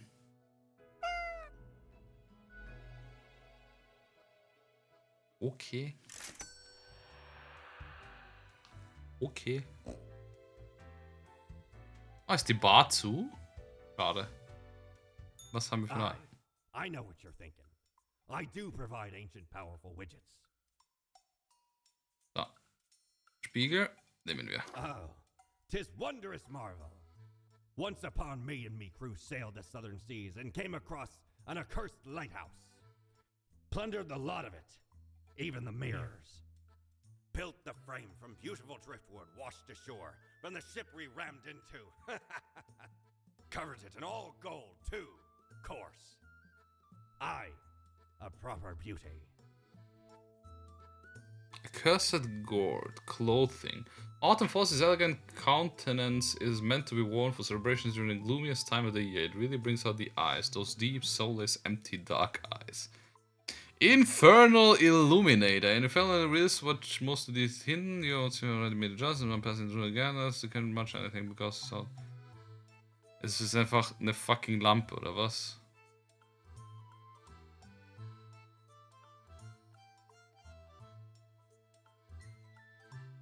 Ich meine, für 1200 ist mir zu teuer. Ich warte auf irgendwas Cooles. Ich will diesen fucking Fidget Spinner haben. So, wir haben jetzt den Spiegel. Knock, knock.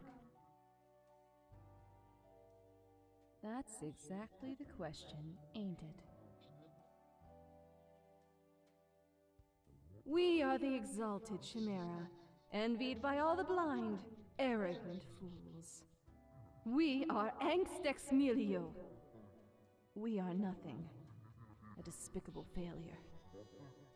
We are Elan Vital, the guide who won't lead astray, if only you learn to listen. We are death. How does it feel? Not a cloud in the sky.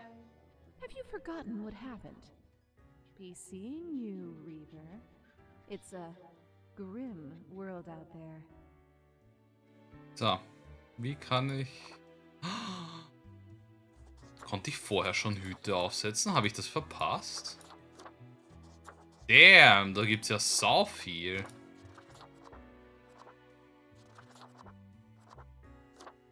Hell yeah. Aber habe ich nicht irgendwas... Oh ja. Da habe ich auch mehrere Farben. Das ist cool, dass man sogar mehrere Farben... Das Ding heißt Chimkin. Wie cool ist das denn bitte? War never changes. Steampunk. Masquerade. Crow. Plague Doctor. Wir nehmen die Crow. Das gefällt mir. Oh, man sieht sogar die Changes hier. Das ist cool. Da, dann. Die Bar hat zu. Dann gehen wir arbeiten.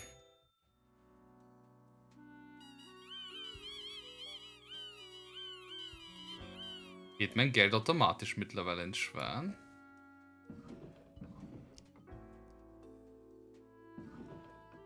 Waffenschaffer, Häuslebauer. Noted motivational speaker commits suicide in jail. Cause of arrest to be revealed soon. Ostrich fighting ring seized. Local art gallery shuts down. Where are the bees disappearing? Greetings from afar, Grim. So, right after I left, mere moments, it seemed to me something happened at the plant department. Do not ask. As such, I need you to fill in today, basically as a Grim for them. I hope it's okay. Ich soll Pflanzen töten, sauft sie alle zusammen. Quota for the day, 3 hue plants have to die. Good luck. Ich soll 3 Pflanzen töten. Viola Sororia 111, age 1. A wonderful, tiny, harmless little flower growing on the side of a secret military base. Absolutely delightful. Dionea, a Venus flytrap, is hidden in the grass next to a small path to the local honey farm. Oh, das Ding muss ich töten. It almost got stepped on by farm by a dog, a horse and 2 children. It has good living conditions with plenty of food available every day. Dich muss ich töten, weil die Bienen aussterben. Jovi Baba globifera, with a common name Rolling Hen and Chicks, is a tiny succulent who likes sunbathing. It lives on the seaside between the rocks next to a seagull nest, never moving, enjoying the small things in life, like not being eaten by a snail and not having a seagull scream at it for a moment. I don't know. Was ist das, Alter? Position photosynthesis. Pest control. Jobless photosynthesis. It's a blade of grass. Ernsthaft. Ernsthaft. It grows lonesome on the side of pavement at a Cosmopolis city center. It will likely wilt if not tended to. Whoever would do that, however, remains a mystery. It's a miracle the blade of grass has even survived this long. Life finds a way, I guess. Noch einer. Dionea is a Venus flytrap that lives near a pond inside a forest and has a versatile diet of bugs. It munches all day on mosquitoes, flies and dragonflies. Overall an exemplary plant doing its part in the ecosystem. Du lebst auf jeden Fall. Du stirbst so oder so, also Hashtag vollkommen wurscht. Und du lebst neben einem...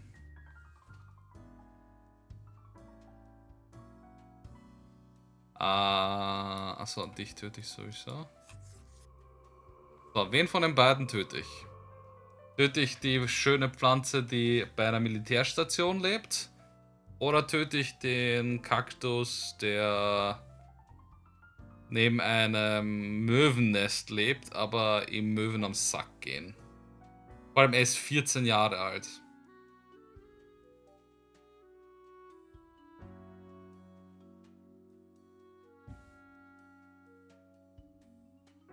Töten? Links töten oder links leben? Links töten.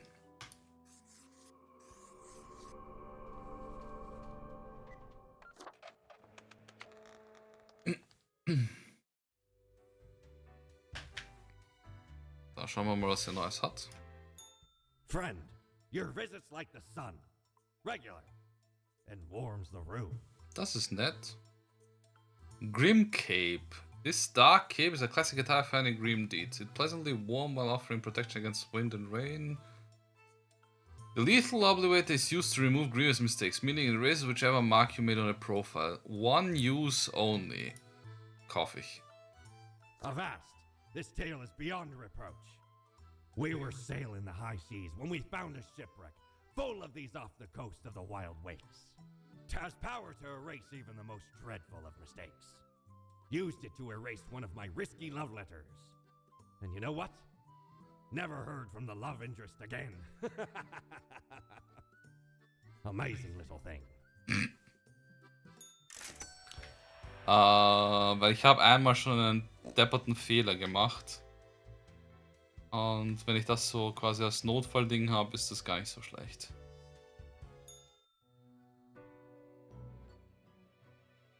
The cat sits behind the table, very serious and official, like ignoring your presence. Oh my god, you are so incredible cute and fluffy. Cough politely. So, wake up, cat, I'm supposed to report to you. Cat turns her head towards you, staring with her one open eye. Meow, she mutters, then places her paw upon some documents littering the table.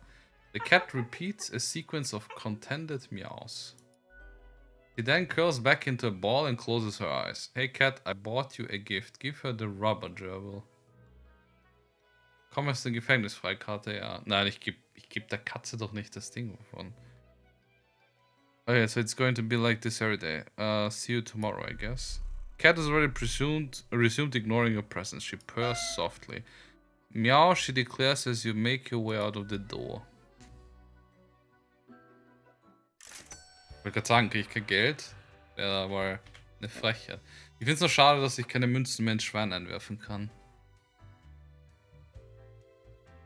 Was ist, wenn ich das Schwein wegpack?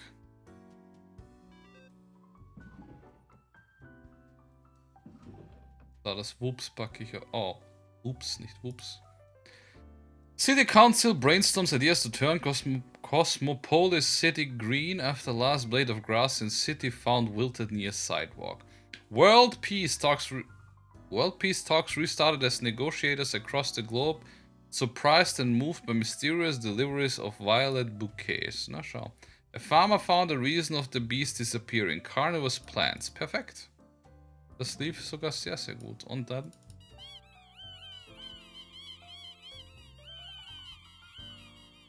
Ich musste das Schwein wegpacken. Ich will schauen, ob ich das Geld behalte, weil ich will das Geld reinwerfen. Morning, Grim. Alright, we are back to normal. The plant department got their act together. You, however, should be intimately familiar with the drill by now. We mitigate chaos, we bolster order. Quota for the day, 2 humans have to die. Let us balance the world. Paul G. Hay. Warum hat das so diesen Fake PNG-Hintergrund? Non-commissioned officer. As if born to lead in tense situations, Paul enjoys being the backbone of the armed services. After completing several important missions during Vasagra conflicts, they are now moved on training new recruits. They emphasize having a calm head and thinking things through. Fair. Ailing Paul, seismologist. When just a kid, Ailing went through a terrifying earthquake. Obstinate by nature, they decided to confront the fear by studying to be a seismologist. These days, they lead a research team at the Mountainhead Earthquake Monitor Stations. Du lebst aber auf jeden Fall. Weil wenn ich dich töten sollte, wird als nächstes kommen, oh, Earthquake tötet 1000 Leute. Retired 87 Jahre alt, Alessandro. Despite the old age, Alessandro retired from working as a Miagra salesman only a few years ago due to lack of stamina for his high energy role. They are finally able to enjoy life after decades of hard work, attempting to fulfill their dream of opening an erotic art gallery. Okay, du bist auf der Todesseite. Ich meine, nichts dagegen, dass du in deinem Retirement machst, was du willst, aber du bist nicht wichtig für die Menschheit. Rufus, 63 retired. Gone are the days of descending into the darkened depths of deep caverns, drill in hand, but Rufus remembered them fondly nonetheless. It was a time of danger, but also exploration and accomplishment. Now retired, Rufus spends all that time in an old folks' home, dispirited. Ja. Ja, I guess, dass du auch lebst und der andere Havara da stirbt.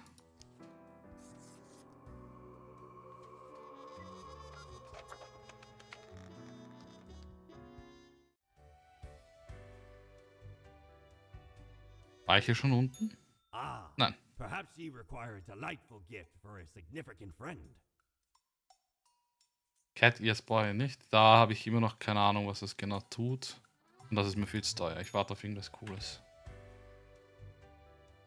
Die Bar hat wieder geschlossen.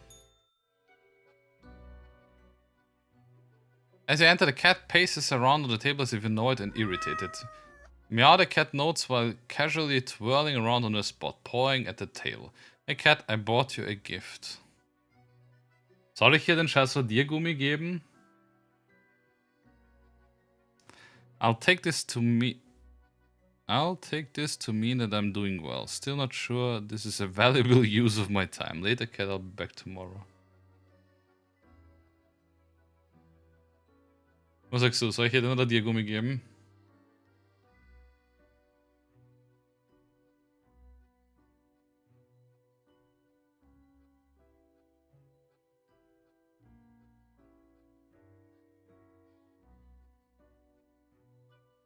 Nah. This is mean that I'm doing well. The cat carelessly stretches and shakes herself, seeming more or less pleased. A swift nod toward the door with her head makes it clear you should be leaving. Okay. 400. End the day. Ich frage mich nur, ob irgendwelche anderen Räume auch noch dazu kommen, weil das wäre super spannend. Ist was? Schauen wir mal da runter. Aye, this port offers the best trades in the universe. Da gibt es einen Kaktus. Cactus, the most brutal of plants. Weißt du was, kaufen wir? Feast your eyes upon this spiky boy.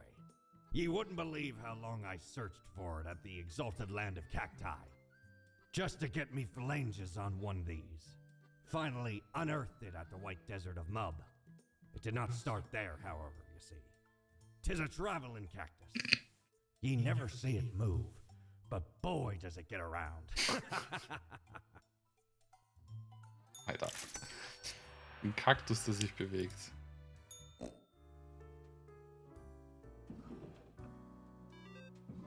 Okay. Es ist völlig egal. Was ist, das Geld geht direkt in die Kiste.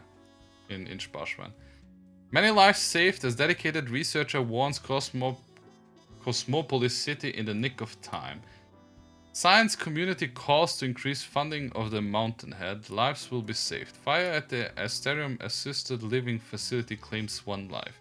Officer to revise and update the military instruction guide to fit modern standards.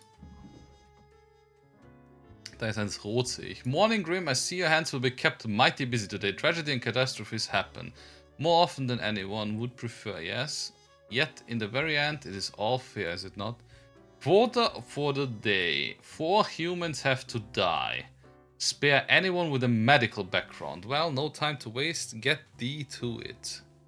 Cactus, the most brutal of plants.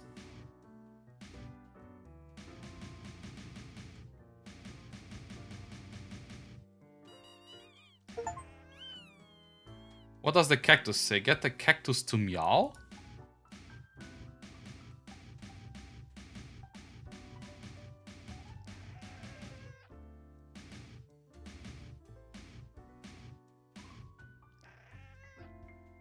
Der Kaktus kann wirklich miauen. So, was muss ich? Medical Background. Track and Field Athlete. Anatoly. Anatoly once jumped across a moving car and started doing sports to save their poverty-stricken parents and siblings from homelessness. They succeeded and now they're trying to find love in the lonely world of high-level professional athletics. I mean, der ist eigentlich okay, decent human being. Geneticist. Das ist eigentlich ein medical background. Naya is secretly researching the genetical combining of plants and animals, in addition to mammals capable of photosynthesis and sunflower with ears? What the fuck? They also dream of a pet hedgehog with an actual hedge instead of spines. So far the research has been costly, but they believe for greater good. Their colleagues are on high alert.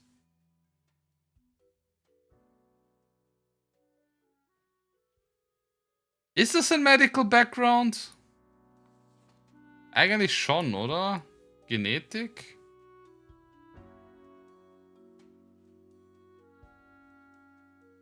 Is geneticist a medical background? Yes, clinical geneticist is a medical background. Okay. Ich hätte es mir auch gedacht, dass es so ist, aber warum ist das Ding hier rot? Michael Batar, are they worth it? Postal clerk. Michael has been dedicated worker at the... Okay, Grim, yes, you listen up. Why are you such a tool? Sitting at your desk, going over all the profiles like a mindless drone. It's time to break the rules. I want you to doom all the profiles today. All of them. Prove you're not completely useless.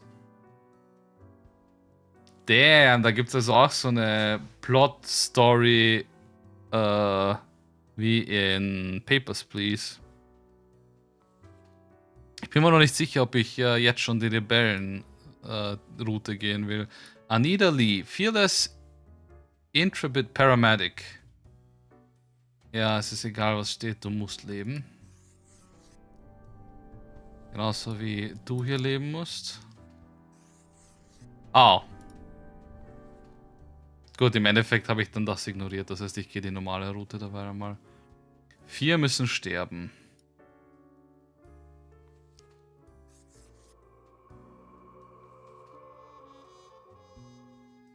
Unemployed Gambler, Pharmacist. Ja, du hast Medical Background. So, und dann ist die Entscheidung zwischen euch beiden. Gil used to be a sad and unemployed person moping at home until they inherited a large sum of money from great uncle. Now they are slightly less sad person sitting in casinos and avoiding paying taxes from inheritance.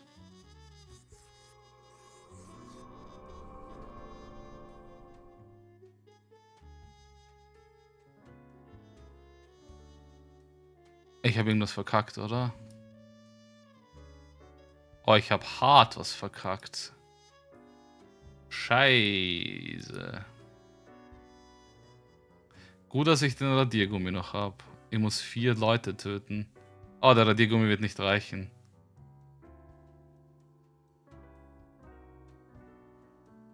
Ah, Dreck. Aber warte mal, das wäre auch gar nicht gegangen.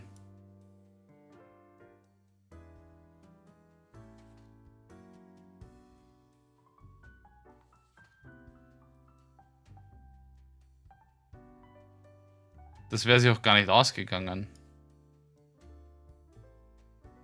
Ja, ich muss Anatoli töten.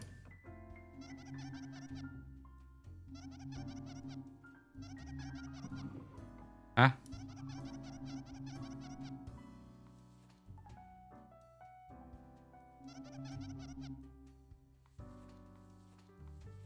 Ich muss dich leider töten.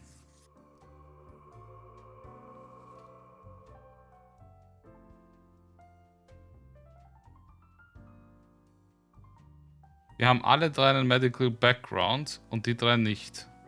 Schauen wir mal, was passiert. Ich weiß nicht, ich habe die Regeln, mit den Regeln geht es halt nicht. Mir bitte wehgetan. Ah, Scheißdreck.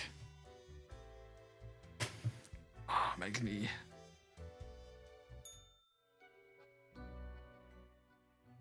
As I enter, you see Cat supine, waving her paws in the air, trying to bet something invisible. All of a sudden, she turns attention to you, a devious glimmer in her eyes. Cat continues to stare, her tail waggling in a manner that seems pleased. Sarah Deaths, that wasn't great. Today went well. I'm on your tricks, Cat. Hey, Paddington sits in silence and an accusatory look in her eyes. Hey, no, I didn't cause the bad things. If you think I'm to blame for those deaths, whatever, Cat. I'm leaving. The cat blinks and slowly turns away, signaling her complete indifference to you. Nur, dass ich den Radiergummi hatte. Plus 0? Ich habe alles gemacht, was man von mir wollte. Wie hätte ich ihn das lösen sollen? Ich konnte das gar nicht anders lösen. Dann hätte ich vielleicht die mit den Genetics nicht als Medical Background sehen sollen. Och Mann. Scheißdreck.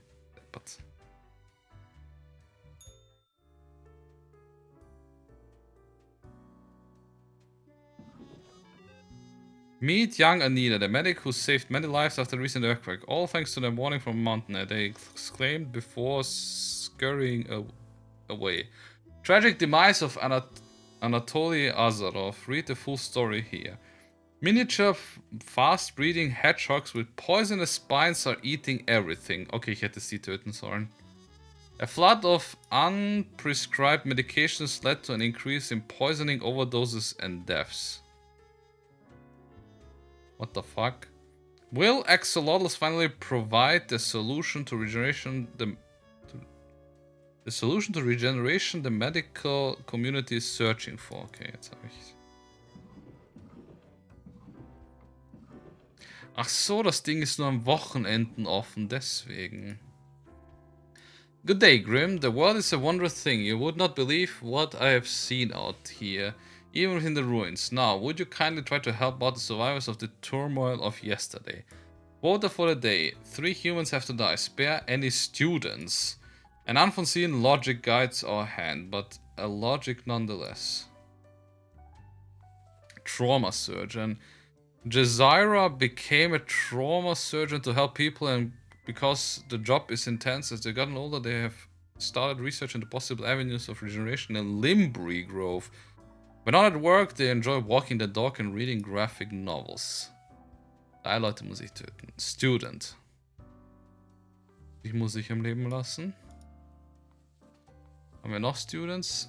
Noch ein Student. Ja, dich brauche ich gar nicht zu lesen. Ihr 2 müsst leben. Das heißt, ich habe hier 3 von euch 4 müssen sterben. Nicholas was sent to Cosmopolis City. Ich weiß nicht, wie man es ausspricht. From a rival country to learn national secrets, and nobody suspects them because they're well-integrated sleeper agent. The success of the mission could prove catastrophic. They built a family for cover. Although Nicholas is increasingly attached to them. Ja, ich muss dich töten.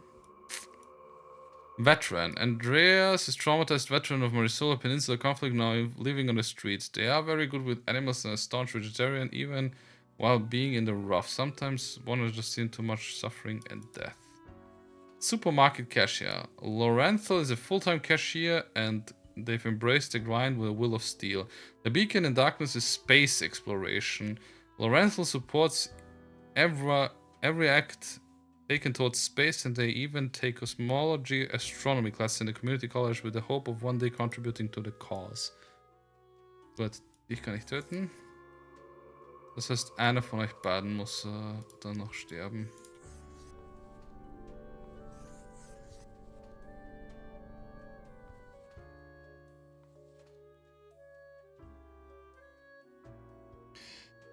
Was sagst du da so? Die Kassierin töten oder die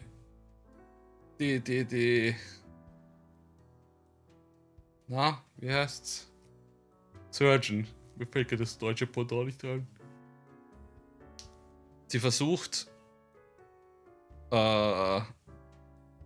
herauszufinden, dass man Gliedmaßen wieder wachsen lassen kann. Chirurg töten? Achso, ja, Chirurg, ja. Töten? Okay.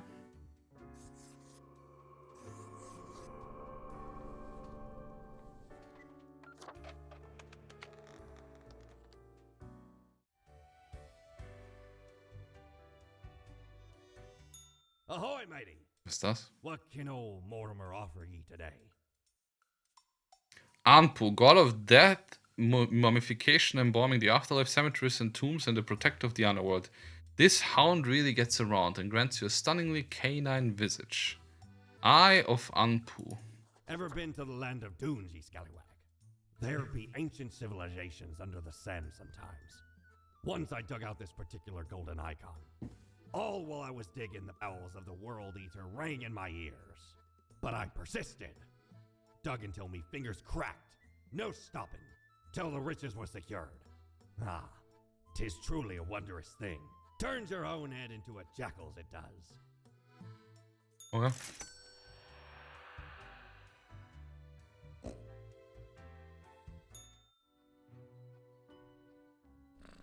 Cats seem to be in a slumber, occasionally emanating a soft snore-like purr. I still can't believe how fluffy you are. Kitty cat, time for your review. Wake up, cat, I don't have time for the review. After a pause, the cat sluggishly sniffs the usual pile of documents waiting on the table. The cat continues inspecting documents for a few seconds and turns away, seeming pleased. Hey, can I ask you some questions instead? The cat stares at you, slowly blinking. Wait, why am I trying to talk to a cat? On second thought, what do you think of fate? Meow meow, the cat notes melodiously. He blinks at you, perplexed. Well, what do you think of death? Cat shakes herself in a manner which seems entirely Ich wollte nicht drücken, ich habe unabsichtlich Triggerfinger. She brings you perplexed. Why do you think of a common system of taxation? Meow, the cat meows. I mean, taxing the impoverished, giving cuts and benefits to the already rich. The cat looks at you quizzically. The whole setup only creates a tickle-up system where it equal to begin with. The cat is absent-mindedly poking the papers on the table with a paw. And it's clearly not balanced, hence why people always end with a version of oligarchy. The cat is starting to nod you off, and technically that has nodding in it, so it signals agreement. He blinks at you, perplexed. Wait, why am I trying? I saw this was informative. I'll be going now. Cat curls back in the ball and continues a previously disturbed slumber. Okay. All alone, Reaper. Power at your fingertips. It's electrifying. On your own. You know why? Because they're setting you up. Who is this? Fate! Everyone in the office. Haven't you seen them stare whenever you drift by? You don't have what it takes to succeed. You're a void.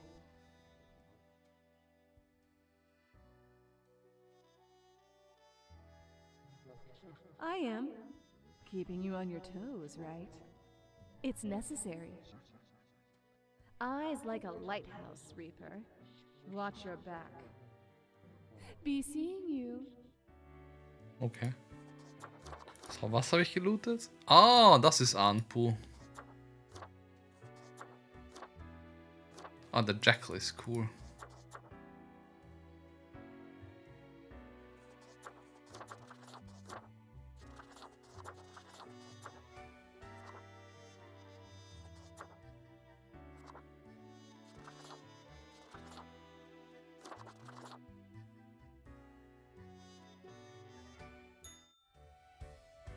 Oh, das schaut mega aus mit dem Schatten da. So, der letzte Tag für heute. Und dann machen wir Schluss. Was ist da unten? Avast ye! Pursue the finest booty you've ever seen. Fidget Spinner. Nein, wir haben nicht genug. Achso, am Ende des Tages können wir uns holen. Oh, wir haben ein neues Schweinchen bekommen. Die Katze war auf meinem Tisch. Read this. Lucky day, or is it? Ah, the unjustly denigrated unlucky number 13. I fail to see the relevance of this kind of numerology. It is but a day like all others. Quota for the day. A total of 3 humans have to die. Humans in the field of religion have to die. Spare any humans with an artistic background.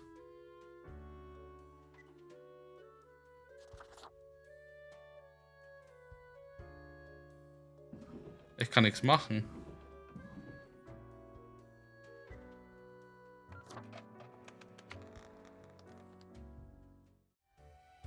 Die scheiß Katze hat mir meine Zettel geklaut.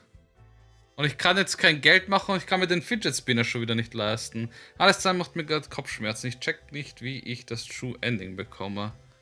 Oh, davon bin ich sehr weit weg. Oh, davon bin ich hardcore weit weg. Ich habe immer noch nicht geschafft, Kronos zu töten in meinem zweiten Playthrough, in meinem ersten neuen Playthrough seit Release. Aber ich habe jetzt auch nicht so viel gespielt. Cat lunges on the table, brushing her ear with her paw. What the hell, Cat? And wouldn't you know what happened to my files? Cat pauses for a moment and continues brushing herself, indifferent to her confusion. Did you do something with them? Before the cat has a chance to respond, the phone rings an ear-piercing metallic clatter. You hear a familiar voice. Hello, hello, Lady Poddington. Is Grim there? Meow, the cat replies absent-mindedly. Oh goodness, Grim, I heard that. I understand the job can be stressful, that these decisions do not come lightly. But you can... let everybody live. Such actions will have serious consequences, even if you cannot foresee them. That is what I am for. Trust me, it will be for the benefit of everyone. Understood? What? Could you repeat that? All I hear is static. No matter. You know what the job entails, Grim. I implore you to take it seriously. The world needs to stay in equilibrium. Hurensohn Katze. I do hope we will not have to repeat this discussion in the future. Think before you act. That is all. Phone falls silent. I hope you're happy. Can't stay mad at your cat, you're goddamn cute. Real nice cat. Alas, the cat has already fallen asleep. She purrs softly contented. Nothing else to do but leave. Wollte sie kicken, Alter. Hurensohn-Katze. Wirklich Hurensohn-Katze. Dass ich mir jetzt schon wieder den Fidget Spinner nicht leisten kann. Ah! Ja, seid ihr. Yes? Das war noch The Musik. name is Frank Whittle. Well, I used to be spawn number 142, but sometimes you just wish you had a more memorable name. But I wanted to stand out more. Oh, yes. It's not as exciting as it seems. Do you know about the butterfly effect? Mhm. Well, what if I'm that butterfly? Eh? Haphazardly fluttering around and then millions of souls perish in anguish. Oh, you're not listening. Just like everyone else. I don't want that on my conscience. I can't handle it. And that's the least of my problems. Last week someone put my stapler in a large jar of strawberry jelly. Das ist ein The Office Reference. Das ist echt geil. It says everything is more awful than millions of English. It's pretty funny though. Well, not to me it isn't. Nothing funny about it at all. Oh doch. It's outright mean, I tell you. And that's still not all of it. Last month I had to work in the dog department. But I love dogs. There's a department for everything. Haven't you realised that yet? Okay. And Okay. the people in the dog department, the absolute bad apples. I was scared for the afterlife. I was. But you know, before that, someone filled my room with balloons.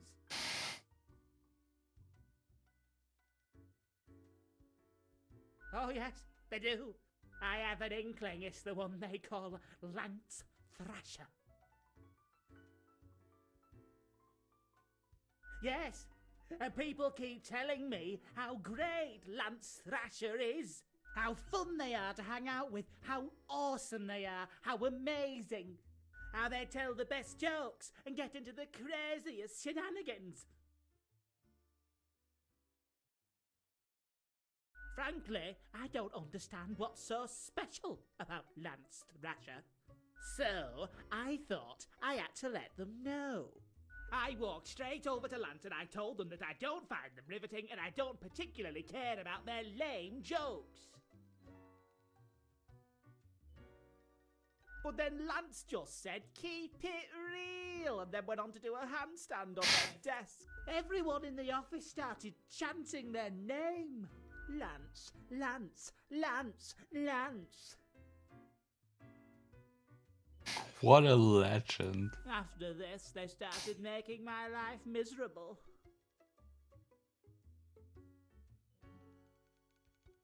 The culprit keeps writing Thrasher was here on everything, with a marker. So, problem solver, what do you think? What should I do?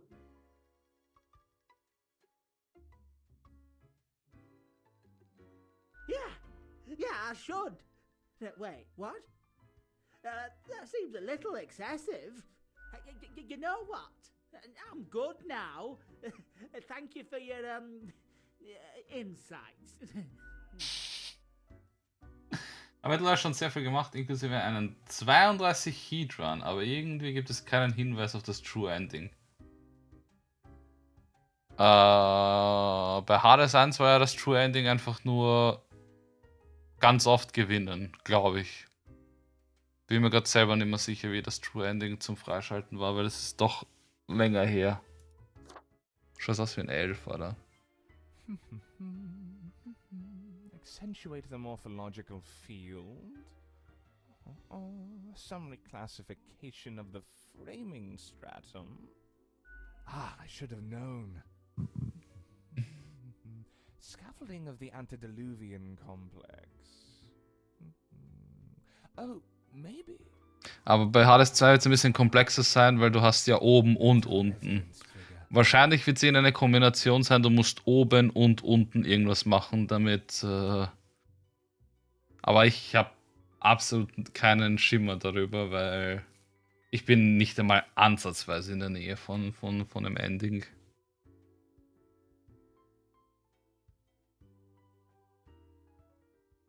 I'm the strange one, am I? Fairly put, I suppose. I am the prime curator of the Abysmal Archive. The archive of all existence. Or the bits I've managed to catalog thus far. Did you know there is a lot of existence? More than you are able to conceive. But never mind all that. I shouldn't disturb you with ancient accounts. As you're talking to one of the archive, I suppose you have numerous questions. Worldly questions. I'm happy to oblige. What is it you wish to learn? Definitely not. I wouldn't dare to interfere with the fine-tuned pipeline of profile selection. This is a most dire breach of conduct. I hope there wasn't anything inappropriate on the file.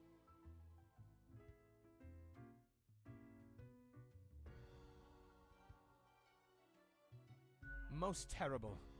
I hope you dealt with the matter accordingly. We must be vigilant for these lapses in judgment. A datamonger, a reaper, someone grows disillusioned with the structure before them and develops a heart of rebellion.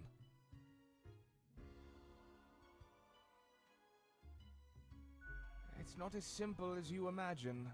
You can't blindly trust intuition when it comes to our modern world. Time and technology have changed considerably. These gut feelings are made for a distant era, long gone. It doesn't mean you must ignore them completely, but one has to compare instinctual responses to relevant data in order to derive an accurate response. This takes significant time, effort, and knowledge. Be wary of simplistic answers. Efficiently, as far as I can tell. Can I recall the number? I haven't counted for so long. Seems to me it gets bigger all the time, but not all can see all the floors, yes? Floor visibility is restricted by necessity. How many entities are there? All across the cosmos. I reckon there are as many as must be. What would you deem more interesting than managing the intricacies of life and death, eh? Although, wild things happen over at accounting. Beyond belief. When it comes to filing tax forms, you can't even imagine what they get up to. Any other questions? Ah, our most venerable tower of drudgery, where all fortunes get decided. This place in particular, hundreds of years. You think that's not very long, don't you? Yeah, well, we had to relocate. The original place got too cramped due to growing activity. Fate had it commissioned. Found a couple of talented young architects who had just started a new bureau. I think it was called Langenfried. Took some effort to find the perfect spot in Cosmopolis. The construction went smoothly. Spawn number 1.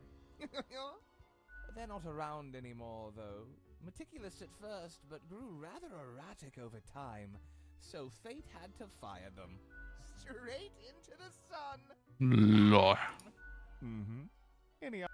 Much could be told. Alas, you're not of the correct conviction to learn it all. Bei Hades 1 war es 10-mal durchzocken und eine neue Hades-Version freischalten und gegen den gewinnen, glaube ich. Ja, das 10-mal durchzocken war, damit man dann quasi die Story tatsächlich startet. Ich kann mich an die 10 Mal erinnern, aber ich glaube, da waren. Oder stimmt, die True Form war auch Teil davon. Stimmt, diese True Formen von den Bossen, das war cool. Das wird sicher auch beim zweiten Teil geben. Suffice to say, the archive holds and protects matters concerning the entire cosmos. Young Spawn, your mind is pierced by disorder and volatility. You burn with resentment, often lashing out and dream of a symphony of destruction. Seek out a more balanced ethos, and you may get to peek deeper into the abysmal archive. Immeasurable these days. What little you see down in the cellar is but a tiny corner. There's a lot to do. I gather, protect, and curate. It must be kept in order to guarantee optimal research conditions. You see, many archives are also research centers. Others come to examine our files, trying to find interesting new topics. Or they rediscover old themes and ideas. Tons of fun. We also provide population data for the... I hope you enjoyed our talk. I must return to the archive. I hear it beckon.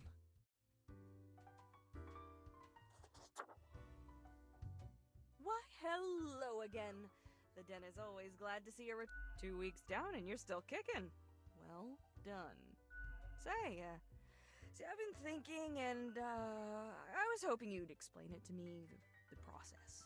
I mean, how do you make the choices? How do you really decide who gets to live and who doesn't? Your dedication and diligence are noteworthy. Must take you a long time, though.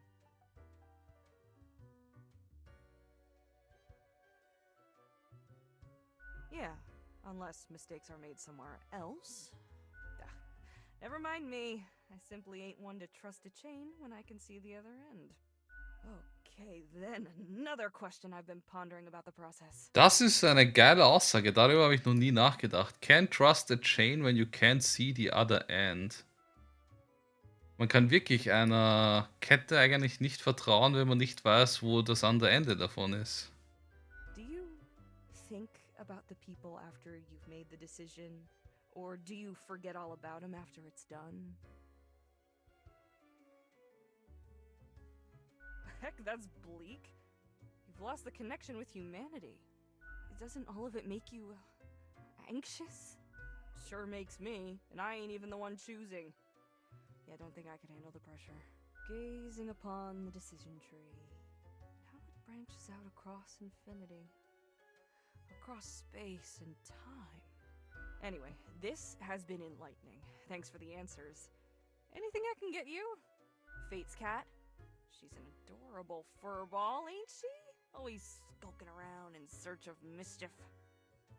Halsketten sind ja besonders tückisch, wenn sie geschlossen sind, einfach im Kreis gehen. Fair. She sneaks down here too. Fair. So I feed her a few morsels. How could you not? Those big eyes, that fluffy fur. She's a real softie. It's nice she keeps Fate company. Fate's archaic. All those aeons might not be good for the, you know, mentality. What else you got in mind? Oh? What did this mysterious entity want? And you following, or what? But you follow Fate's orders like a well-behaved drone, right? Elsewise, truth be told, I'm of little help. I don't know what goes around in the office, I just own the den. What else you got in mind? Heck, were I able to count and name all the folks? You likely haven't fully realized the size of this place. We've got you Reapers in all the myriad departments, the Custodian Legion, the weariless data grinders of the Calculatorium, the Abysmal Archive with its archivists. Cadaver Resources, they're just plain odd, but someone's got to deal with the internal issues. Middle Management, nobody knows what they actually do. Higher Management, but they don't visit us. Basically ever. Same with Fate. Many of the regular workers come by the den though, so keep your eyes and ears open. What else you got in mind? The prime curator of the archive, you mean? They work down in the cellar, below Mortimer. I haven't met anyone so enamored with structure and organizations before, but I guess it comes with the territory. People often feel they're a bit difficult to interact with, given that they can get distracted by the catalog of unfathomable paradigms in their head. All I gotta say is, they're pretty fun. What else you got in mind? Au revoir, Lil Reaper. Ich find's cool, man merkt so richtig vom Aufbau des Games her, dass es definitiv verschiedene Enden gibt, beziehungsweise verschiedene Abläufe. Und scheinbar gibt es ja auch Räume, die weiter freigeschaltet werden mit der Zeit. Und ich bin gespannt, ist jetzt ein Archiv unten offen? Ah, man sieht das Archiv. Hat man das vorher auch schon gesehen? Das wäre mir nicht aufgefallen. Kann sein, dass man es vorher gesehen hat. Dass ich mir einen Fidget Spinner nicht leisten kann, geht mir am Arsch. Ich wollte den Fidget Spinner haben. So, Tag beendet und... Ah ja, da unten sehen wir jetzt den Typen rumlaufen drinnen. Interessantes Game. Sehr interessant. Okay, habe jetzt mal nachgelesen und muss sagen, da wäre ich nie drauf gekommen. Und wenn das stimmt, ist das schon irgendwie dumm. Könnte aber auch daran liegen, dass ich die Story die ganze Zeit skippe. Na, die Story skippe ich nicht. Dafür bin ich zu interessiert an der griechischen Mythologie. Ich liebe die griechische Mythologie, was wahrscheinlich auch ein großer Grund ist, warum ich so sehr in das Game verliebt bin. Beziehungsweise in das erste Game. Das zweite Game, ich spiele es. Es ist cool geworden. Es ist wesentlich cooler, als es am Anfang in der Beta, Alpha, Beta, Early Access heißt das heutzutage. Cooler, als es im Early Access war. Aber es hat mich nicht ganz so gefesselt wie der erste Teil. Okay, dann sind wir eh ungefähr auf dem gleichen Niveau.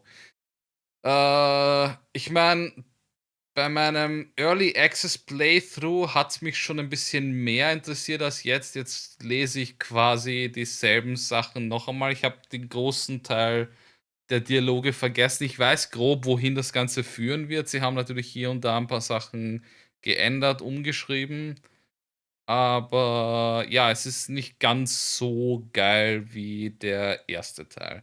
Es kann sein, dass es jetzt mit der erweiterten Story, weil ich bin ja im Early Access bin ich ja quasi an eine Decke geraten, wo ich nicht weiterkam, weil oben ging es nur bis zu einem gewissen Part und nicht weiter. Und sie haben auch gesagt, dass da tatsächlich noch mehr kommt. Also das Spiel hat geendet, der Run hat geendet und es stand aber die Nachricht, dass es noch weitergehen würde. Und da bin ich auch gespannt, wie es dann weitergeht und was da tatsächlich noch alles oben beim Olymp auf mich zukommt. Allgemein bin ich sehr gespannt, was bei dem Game noch dazukommt. Aber ich spiele es, wie gesagt, nicht aktiv. Ich bin derzeit irgendwie...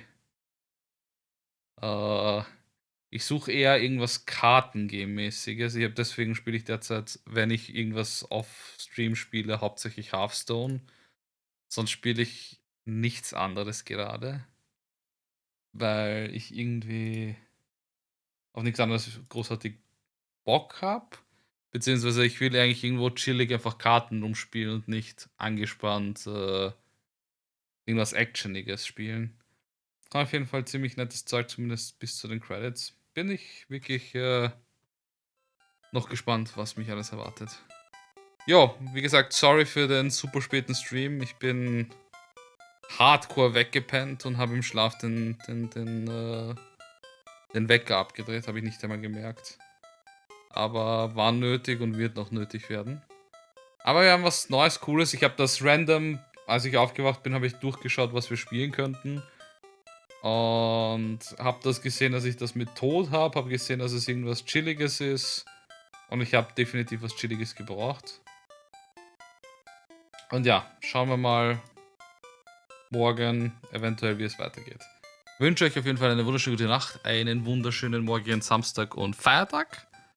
Genießt es und wir sehen uns eventuell morgen. Sonst werde ich mich noch melden. Macht's gut, passt auf euch auf, bis dahin. Peace.